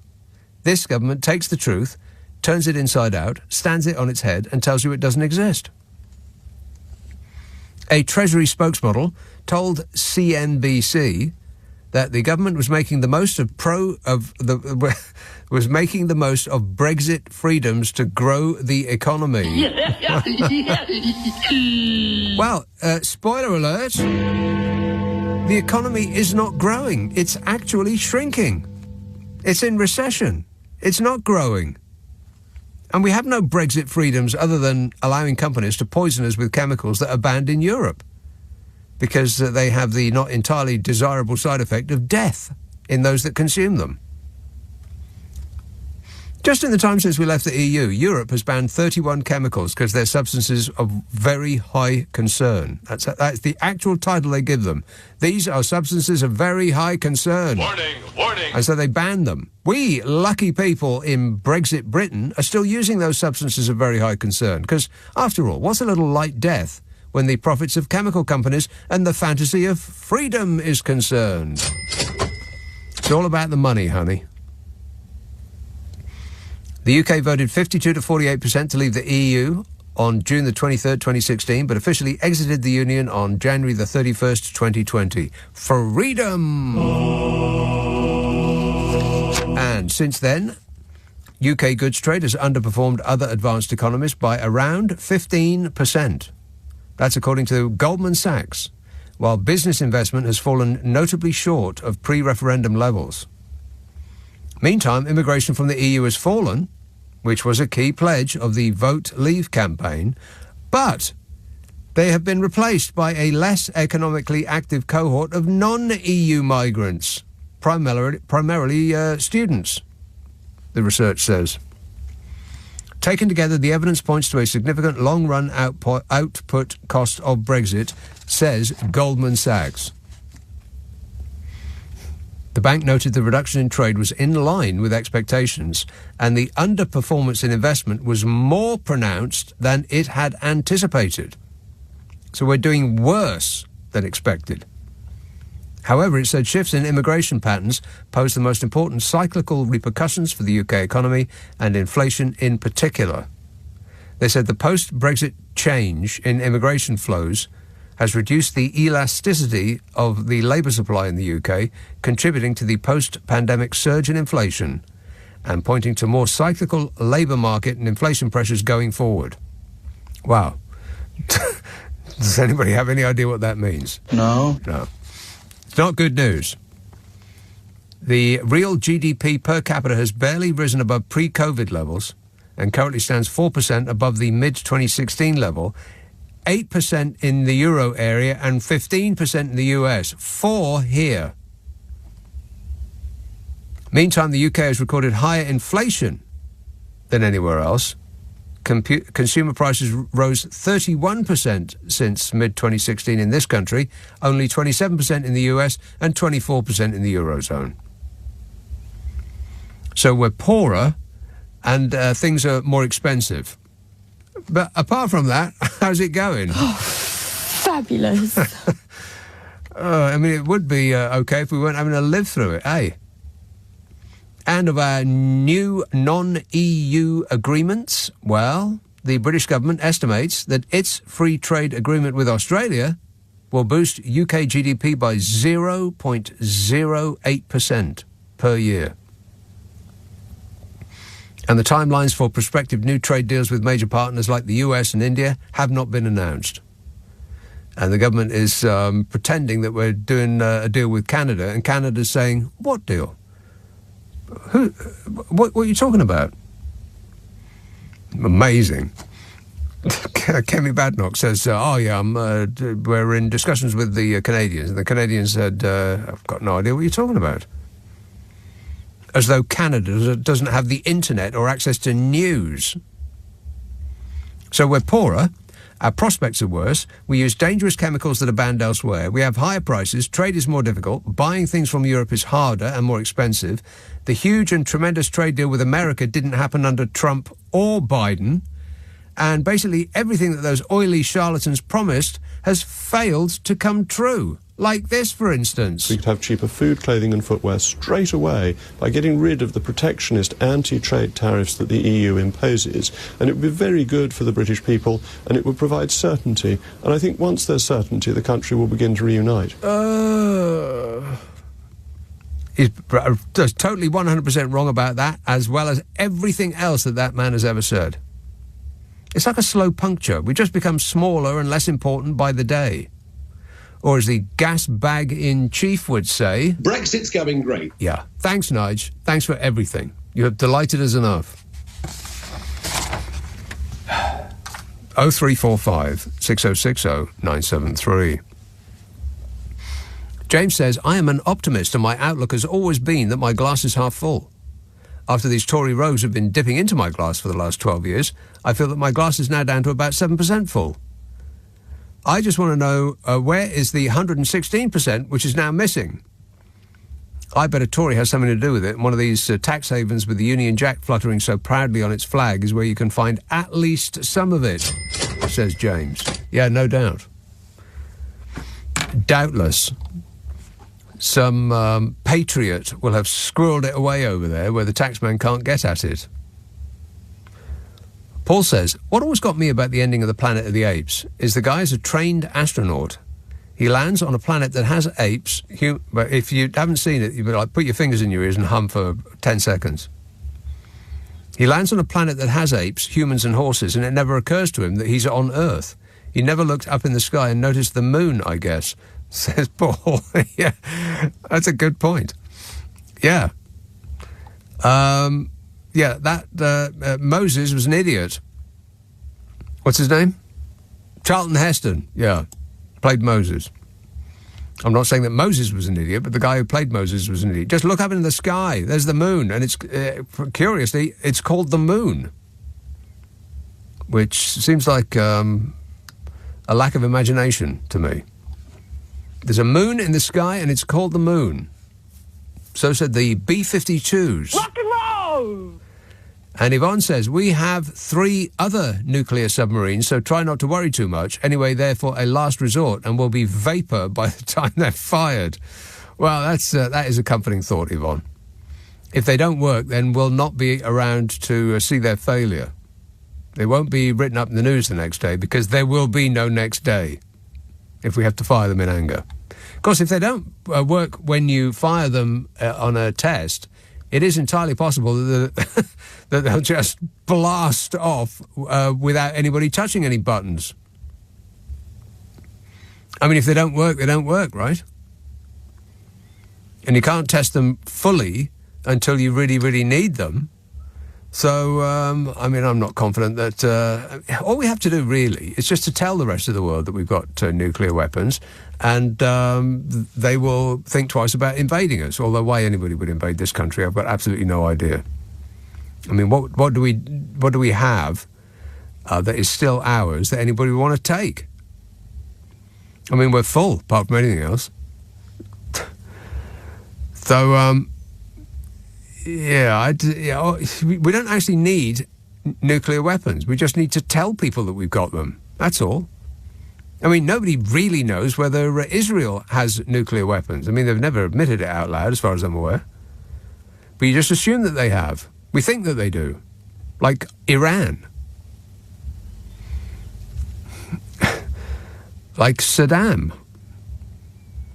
You don't need to spend all that money on arming yourself to the teeth with weaponry that will destroy all life on Earth. You just need to tell people. It's like Dr. Strangelove. If you've got a doomsday device, then probably the best thing to do is to tell the world about it, because otherwise, what's the point?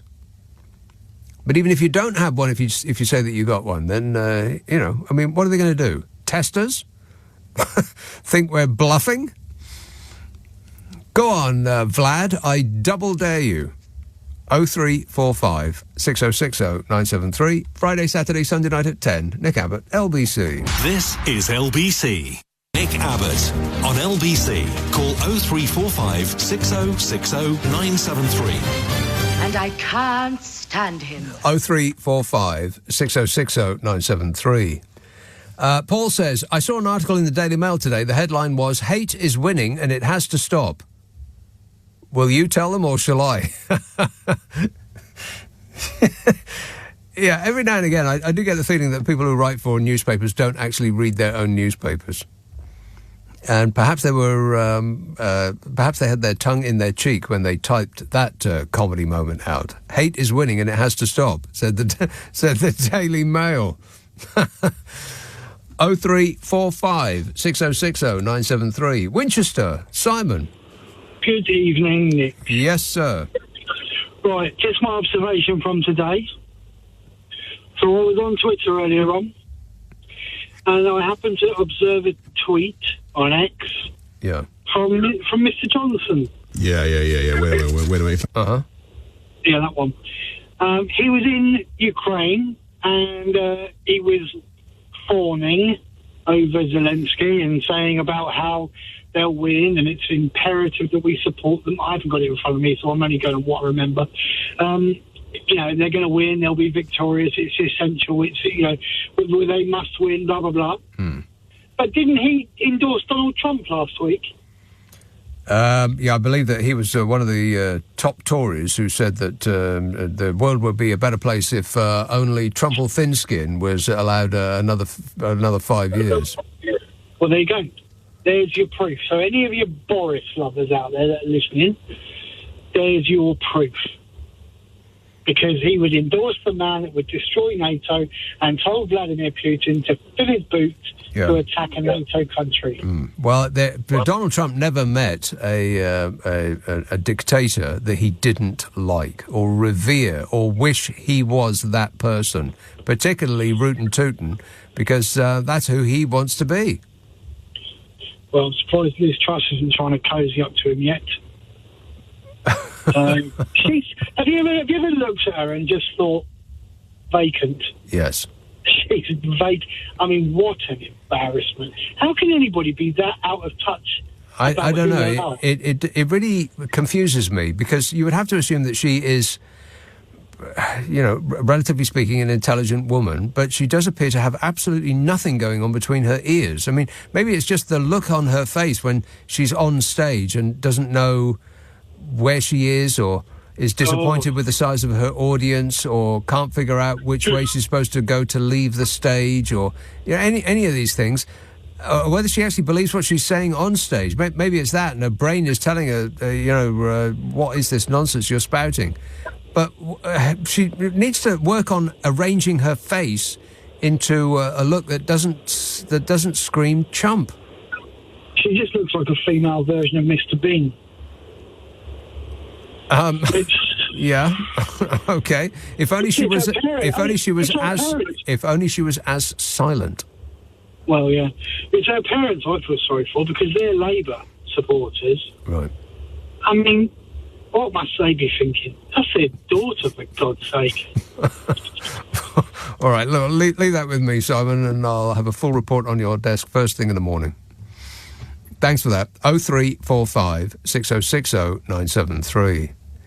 Sam texts, I don't agree that Truss is a genius. I think she joined the right political party, who are so desperate to cling on to power that they put anything as a leader as long as it is useful for that moment. Describing it as an it. She was lucky and in the right place at the right time, spouting a load of right-wing rubbish. She's an insult to intelligent women, says Sam. Well, she's just an insult to intelligence. I mean, she must have some, but she doesn't come across as a person who does, which is a neat trick if you can pull it off, I suppose. Whereas some people who don't have any intelligence, just by dint of the way that they speak, do come across as though they possess some. My view. For instance, Natalie says, regarding the recent failed test firing of a Trident missile, the booster rocket failed because of damp. Bit of a problem, because there tends to be a lot of damp around when you're at sea. It's not all bad news, though, because Grant Shapps said he still has absolute confidence in Trident's submarines and missiles, so that's all right then, says Natalie. Yes, nothing to worry about, people. Grant Shapps says there's zero concern.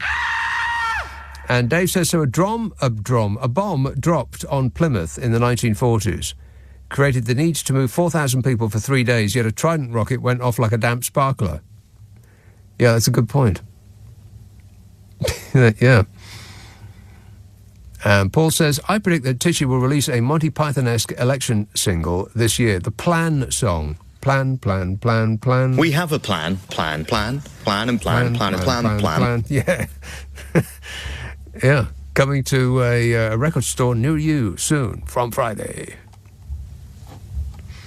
Martin says, does anybody know the directions to Square One? I'm desperate to get back there, but I can't find the way. Somebody posted this on the internet, and I pulled it out. This is not my work. But it says, Square One.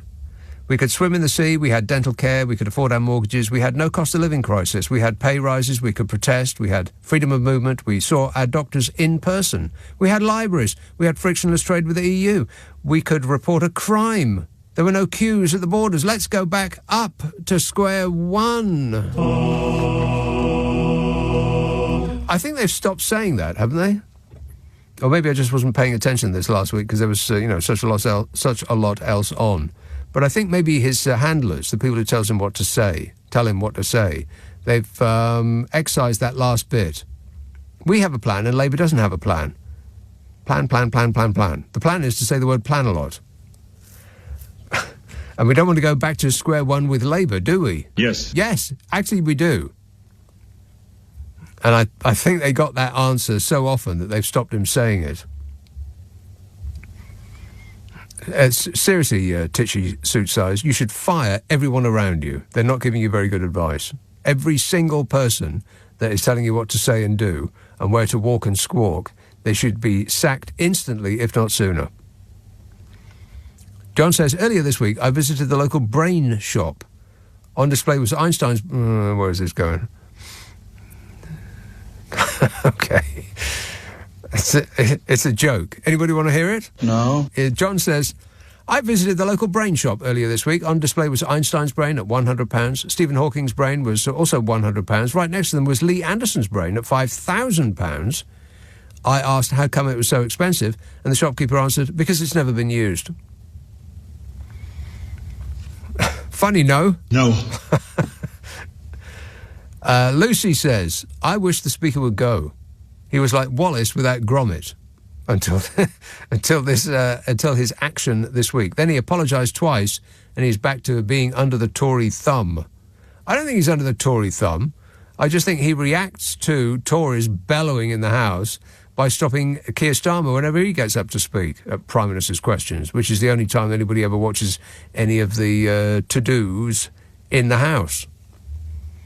They just make that noise, which makes the Speaker interject, and then Starmer has to sit down, so he can never get to the end of a sentence, never get to the punchline. It's deliberate. They start waving their papers in the air. Now, come on. And all of that. Yeah, I think he falls for it every time. Chris says, could any clever maths geniuses in your radio audience calculate how much Mr. and Mrs. Rishi Sunak trouser per hour? I suspect it's more than 12 quid. Yeah, the doctors are about to go on strike again for that very reason. Again, junior doctors in England have been urged to call off strikes and show they are prepared to be reasonable as they walk out for the 10th time since March last year. What a nerve for government officials to say that junior doctors are not being reasonable. The call to be reasonable comes from a government that wouldn't recognise reasonableness if it fell over in the street. Being unreasonable is their defining characteristic. It's their number one priority. It's the country's number one priority. It's my number one priority up and down the country, and that will be our focus. The latest junior doctor strike going to begin, it's begun already. Lasts for 5 days until the return to work at a minute before midnight on Wednesday. A minute before midnight. Dr. Robert Lawrenson and Dr. Vivek Trivedi, co-chairs of the BMA Junior Doctors Committee, said the government could have stopped these strikes by simply making a credible offer for junior doctors in England to begin reversing the pay cuts that they have inflicted upon us for more than a decade. Yeah, that's exactly right. They said the same government could even have accepted our offer to delay this round of strike action to give us more space for talks. All we asked in return was for a short extension of our mandate to strike. Yeah, they didn't want to have to go through all that voting for it again. They said the fact that ministers have chosen strike action over what could have been the end of this year's pay dispute is disappointing, to say the least. Yeah, they're not angry, they're just disappointed. Well, they should be angry. And so should you. They said, the fact that ministers have chosen strike action is disappointing, but not entirely unpredictable, though, eh? I mean, I'm no expert on this or any other subject, but it seems to me that the government doesn't want to stop the strikes, because then they can claim that the problems with the NHS have been caused by lefty activist doctors. No! And not because the Tories have defunded the NHS to the point that if it was a person, it would be holding out a styrofoam cup on the street asking for spare change, please. You know, if the Tories were deliberately trying to run down the NHS and force those of us who can to go private, they could not be doing a better job.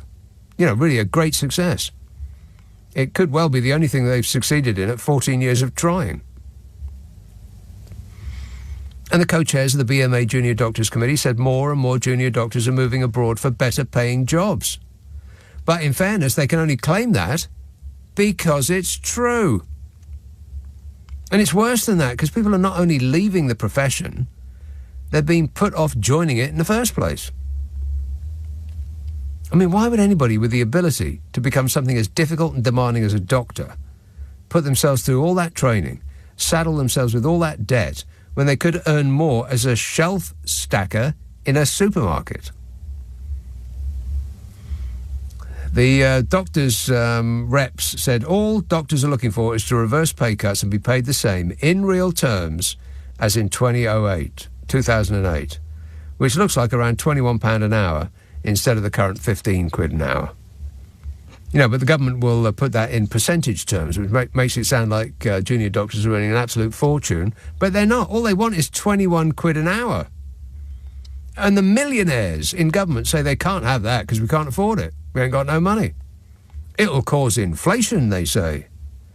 All the while insisting that we can't tax the rich because they'll leave. And we can't tax capital gains like earnings because that's the way the rich make their money. And taxing capital gains tax is the politics of envy. Look at all the money the government is spending on the NHS, they say, hoping that we don't realise that the supposedly record sums that they're spending on the health service include the vast amount they give to agencies to employ people to cover the gaps in staffing at hugely inflated rates. And the billions of pounds, of course, that they gave to their mates for PPE that often didn't arrive, and if it did, didn't work. They include that in the budget to make it appear as though they're giving a lot.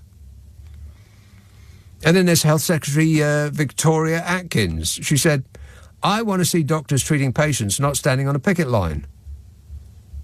Yeah, doctors want to treat patients, not have to stand on a picket line. But at some point, you've got to stand up for yourself, right?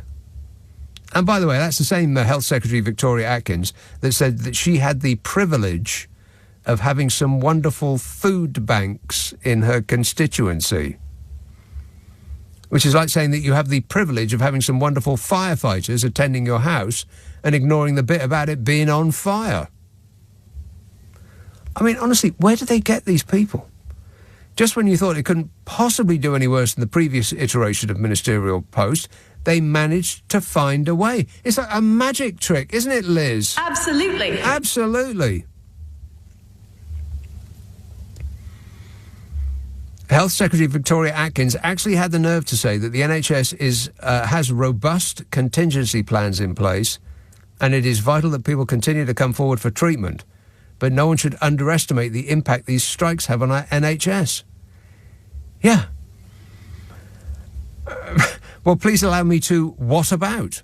What about 14 years of underfunding, of fewer nurses, fewer hospital beds, fewer consultants, fewer GPs, less spending on equipment, computer systems that didn't work, taking a health service that was rated the best in Europe to one that, if you possibly can, you avoid like the plague, with worse stats than any of our competitor countries, and that's so bad that not only are we a country full of sick people, but our actual life expectancy is going down.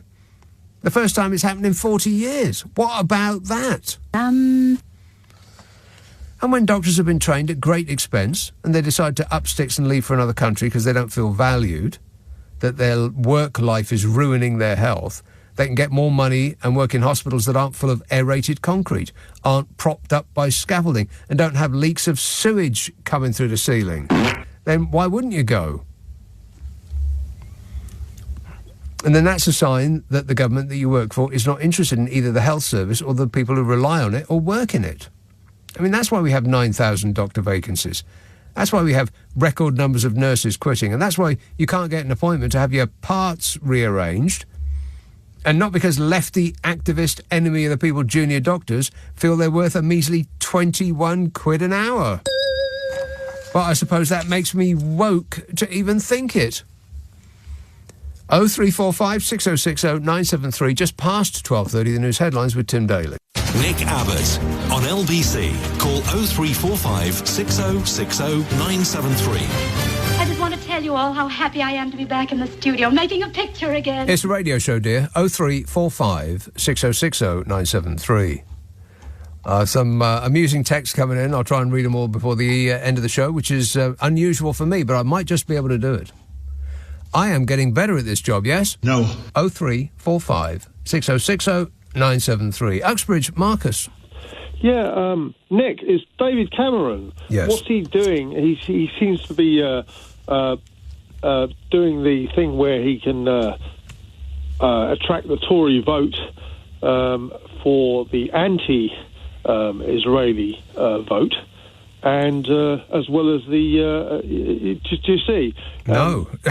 I'm very, very confused. No, what? Start again. What I'm saying yes. is that David Cameron is basically sort of being given free range, hasn't he, in the Middle East? He's being given free rein.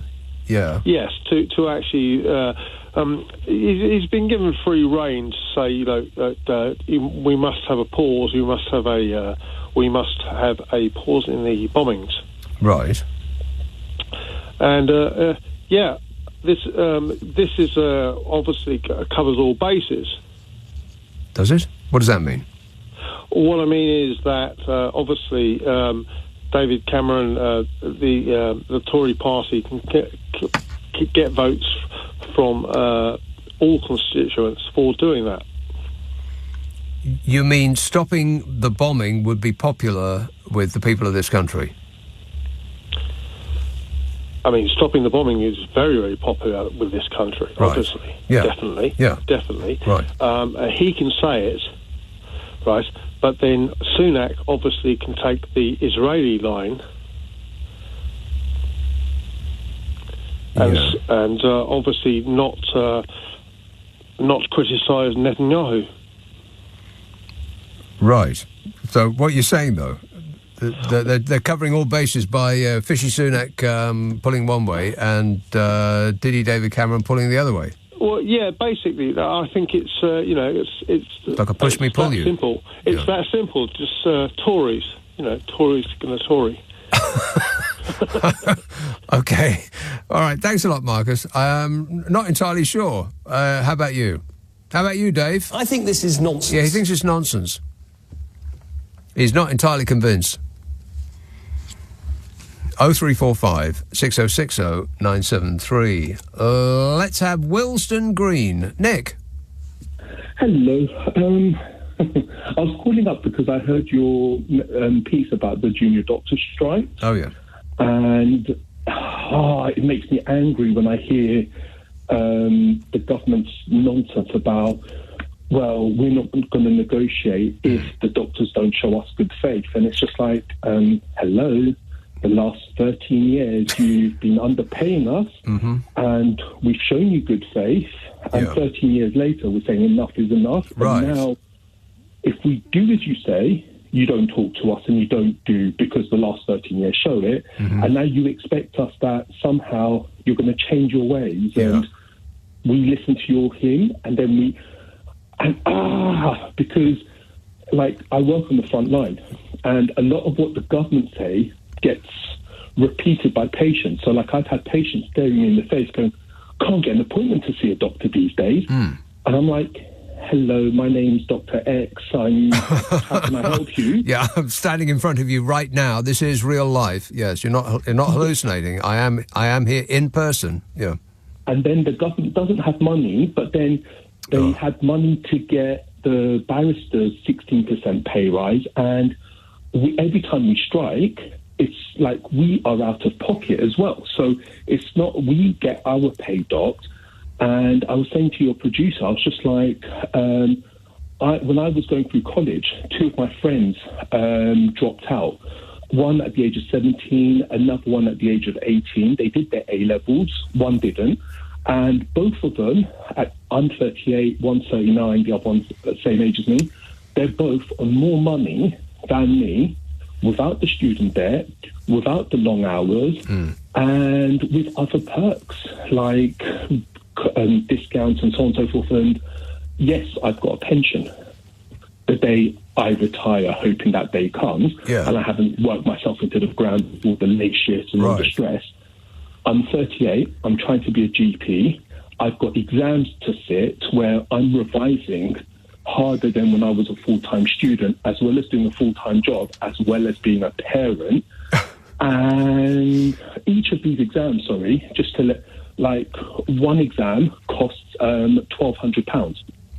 And that's presuming I pass first time, because in between seeing patients and revising and then having a life and caring for my loved ones and so on and so forth. Yeah. If you don't, then yes, you can say to the taxman, excuse me, sir, can I just have 20% of the tax back on this £1,200 exam fee that I've paid? And even then the taxman's a bit of a stingy sod in saying, show me your receipts, prove it. But back to your original point about striking, the government say their position is, well, we're not going to give you any money, and you say, oh, okay, well, we're going to strike, and they say, oh, well, if you strike, then we're not going to give you any money.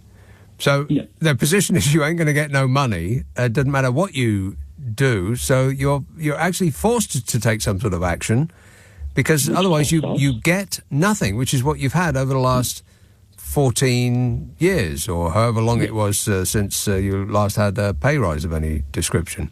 So, yeah, you could make more money working as a shelf stacker in a supermarket. Yeah, or like one of my friends who works in a particular department store, work there, get more money as a manager, and also have a discount card as well on the side. But as I say, the strikes also cost us as doctors money, because our pay gets docked for those days. So it's not... And you're on strike right now, yes? Yes. And some people have said that, the reason that the junior doctors are so militant now is because they changed the type of person that ran the union, that they're now all activist, lefty, wokerati, who just want to cause trouble. The great thing about me and all my colleagues that I've seen, there's a wide variety of us. So from right-wing to left-wing, but the way the government plays politics with our lives, our livelihoods, it's not that we become militant. We are just trying to speak up, not for ourselves, but if we don't get a decent pay or decent reward for our work, then how are you going to get the next generation of doctors? Yeah, or how are you going to maintain the staffing level that the sort of thin staffing level that we have now, because people aren't just not going to choose to become doctors. Those doctors that we already have are leaving to go to Australia, where the sun shines and you get twice as much money for half as much work. Well, I'm looking at Canada. Canada, right. Nick, I'm 38 and I drive a car that was made in 2008. Right now, every month I'm working just to pay my bills and get by and do these exams to become a better doctor. And all the while, the government's kind of, like I remember Nick Ferrari when he talks about like junior doctor pay and his sort of, not trying to be funny, but like these guys go from 65k and then they become consultants and 85k. And it's just like, well, that jump over one night, we don't all of a sudden become an ST7 registrar and then wake up and it's like, right, I've been empowered by the powers that be. I'm now a consultant. Right. We have worked at an underpaid rate, and then one day we wake up, become a consultant, and we get... So the whole system... Yeah, and then you get a reasonable amount. Not as much as you would get in Canada, I warrant, and not as much as you get in Australia, and certainly not as much as you get in America. So you're still essentially being underpaid as far as your qualifications are concerned. Meanwhile, we've got people in this country with the support of the government who work in banks and hedge funds and all of these things that don't actually create anything at all. They just move numbers about on a screen and bet that one company will fail, or which is how Rishi Sunak made his money. He's a gambler, essentially, and that's just perfectly fine. And we don't want to tax those people because they're the wealth creators, and but they don't actually create anything other than their own wealth, which they then squirrel away in large parts in hellhole tax havens with the Union Jack flag fluttering on the government building. But in fairness, the one thing that I want to say is I don't want to make it, and it always happens with strikes and nurses, it's always my job compared to your job. The bankers, they're earning that amount, good on them. The problem is the people that squirrel their funds away to the Union Jack sort of places, they're the ones where I've always said that in this world you've got to be either really poor where the state pays your way, or you've got to be really rich where you can dodge the tax man because otherwise everybody in the middle gets screwed. Yeah. Yes. 100%. All right. Okay, well, wish you all the best, Nick, and I hope that brassiere keeps you warm. Thank you. All right, thanks. Not that kind of brassiere. 0345 6060 973. Friday, Saturday, Sunday night at 10. Nick Abbott, LBC. This is LBC with Nick Abbott. Call 0345 6060 973. Tweet at LBC. Text 84850. An MP has advised Britons not to flush the loo or take baths or use washing machines during heavy rain in a bid to stop sewage spills. What? I've been holding this story over for a couple of weeks now, but it doesn't go out of date. There is no best before date on this story. Flick Drummond, who is the MP for Meon Valley, sparked the row after issuing guidance on water use in a leaflet to local residents in Hampshire. She urged people to be more sensible with how we use water during storms in order to help manage sewer capacity. She said it would help if people did not discharge wastewater such as baths, flushing loos, even using machines during heavy downpours. This all contributes to the amount of water going down the sewers. She said we can all be more careful during storms. Of course, advising members of the public not to take a bath when it is raining is perfectly normal in a well-run country. Honestly, if I hadn't read it with my own eyeballs, I would think that somebody was making this up. This is Flick Drummond, by the way. Full name, Felicia Jane Beatrix Drummond. She's a Conservative MP. Well, of course she's a Conservative MP. It goes without saying that Felicia Jane Beatrix Drummond is a Conservative MP. And rather than call for water companies to be taken to task for what they have allowed to do these past 35 years, taking all of the money that we have been charged on our bills and then loading their companies with enough debt to build a mountain of cash you'd need crampons to scale, and instead of improving the infrastructure so that we can actually flush the toilet when it's raining, they gave the money to themselves for excellence in getting away with it. Josh Harris of the Surfers Against Sewage campaign, I mean, just that there is such a campaign is pretty damning, isn't it?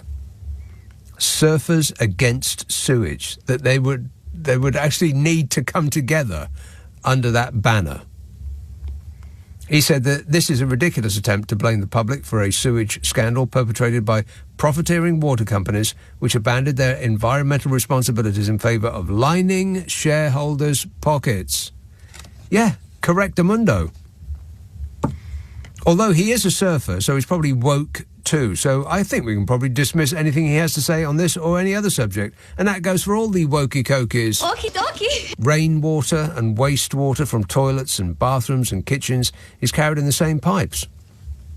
So because the water companies preferred to take any cash they could get their hands on to improve their own lives, rather than spend it on improvements to the system, the pipes could become overwhelmed, and sewage could go the wrong way, back up the toilet and all over the shag pile carpet that you put around the loo. Disgusting. People used to do that, by the way.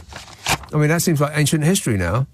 They actually sold a product for that very purpose, in a sort of half donut shape, like a U that would hug the toilet as it sat on the floor. Can you believe that? It would often come in a matching set with a shag pile rug that you put by the bath. And a doll. A little doll with a dress big enough to go over the spare toilet roll. Because, you know, you wouldn't want to see a naked toilet roll in the bathroom. Wouldn't that be awful? Dreadful. That's the things we used to do. And so the foreign-owned wealth funds and the vulture capitalists that have unaccountably been gifted a monopoly to provide the most important thing to life apart from air have been allowed to get away with squeezing every last penny they can out of us poor dopes who pay taxes. while letting the companies that they're supposed to be running fall into disrepair. I mean, you could call it the biggest heist in history. If it weren't for the PPE con, it would be. I mean, it's a theft of public money that even the mafia would be too embarrassed to pull off. Absolutely. And because people might not like raw sewage going up the toilet rather than down it, these companies are allowed to pump wastewater wherever they want. Streams, rivers, beaches, inlets, harbours, you name it, it's got poop in it. But they're only supposed to use that when necessary. But it seems like necessary is pretty much always. And so after 14 years of Conservative rule, we have swimming areas that you wouldn't swim in and bathing spots you wouldn't bathe in, and pretty much any body of water that is not surrounded by tiles is off limits to us humans. And the answer from the Member of Parliament for Meon Valley in Hampshire is that we should do something to help prevent all of that happening, so the billionaires who own our water companies don't have to. Oh, fabulous. And in response to the criticism of her suggestion, Tory MP Felicia Jane Beatrix Drummond said, "I am a politician who is not scared of telling the truth. We all produced waste water, and we should all take responsibility for it. It really is that simple," she said. No, it isn't that simple. We have gifted our water companies to private enterprise. They drained those companies of cash, loaded them with debt, and made billions of pounds in profits. They should clear this up. It really is that simple. And us lot, who have to pay for it, she said, "I think they wouldn't like the many thousands of pounds put on their water bills to sort out our largely Victorian sewerage system in a time span that the Lib Dems and others like to go on about." She said, "The cost of doing this and stopping storm overflows overnight is at least £150 billion and would bankrupt the water companies. Then it would be the taxpayer who would pick up the bill. These companies have racked up £63 billion in dividends and bonuses. To the extent..."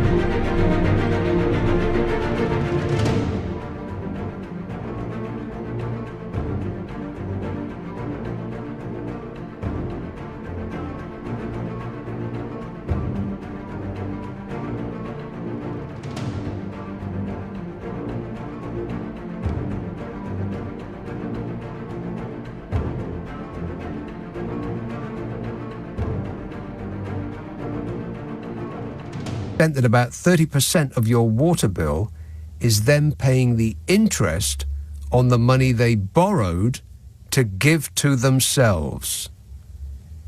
Do you ever feel like you've been had? Yeah. And they're talking about Thames Water going under if they get fined for pouring up raw sewage all over the place. And so we can't fine them. We must let them get on with doing, whatever they decided is in their best interest, because otherwise it'll cost us money, more money. What a way to run a country, eh? Dreadful. Texts and emails to finish. Chrissy says, "I've always wondered, how do you tell if blue cheese is off?" Albert says, "I reckon all the rockets and missiles used by the Royal Navy should have a use-by date on them." Yeah, that's right. Best before. And if it comes up to that use-by date, they'll just set them off. Fred says, are you off your rocker? I can just about understand the Americans combining jam with peanut butter, but cheese with a fruit spread? You need your head examined, says Fred. No, Fred. Quince jelly and cheese. It's a thing. It's a fruit. Other fruits are available. Honey works too. Derek says, postman used to mean someone who delivers letters. Now it means a futuristic robot dystopia where humans no longer exist. Affirmative. Postman.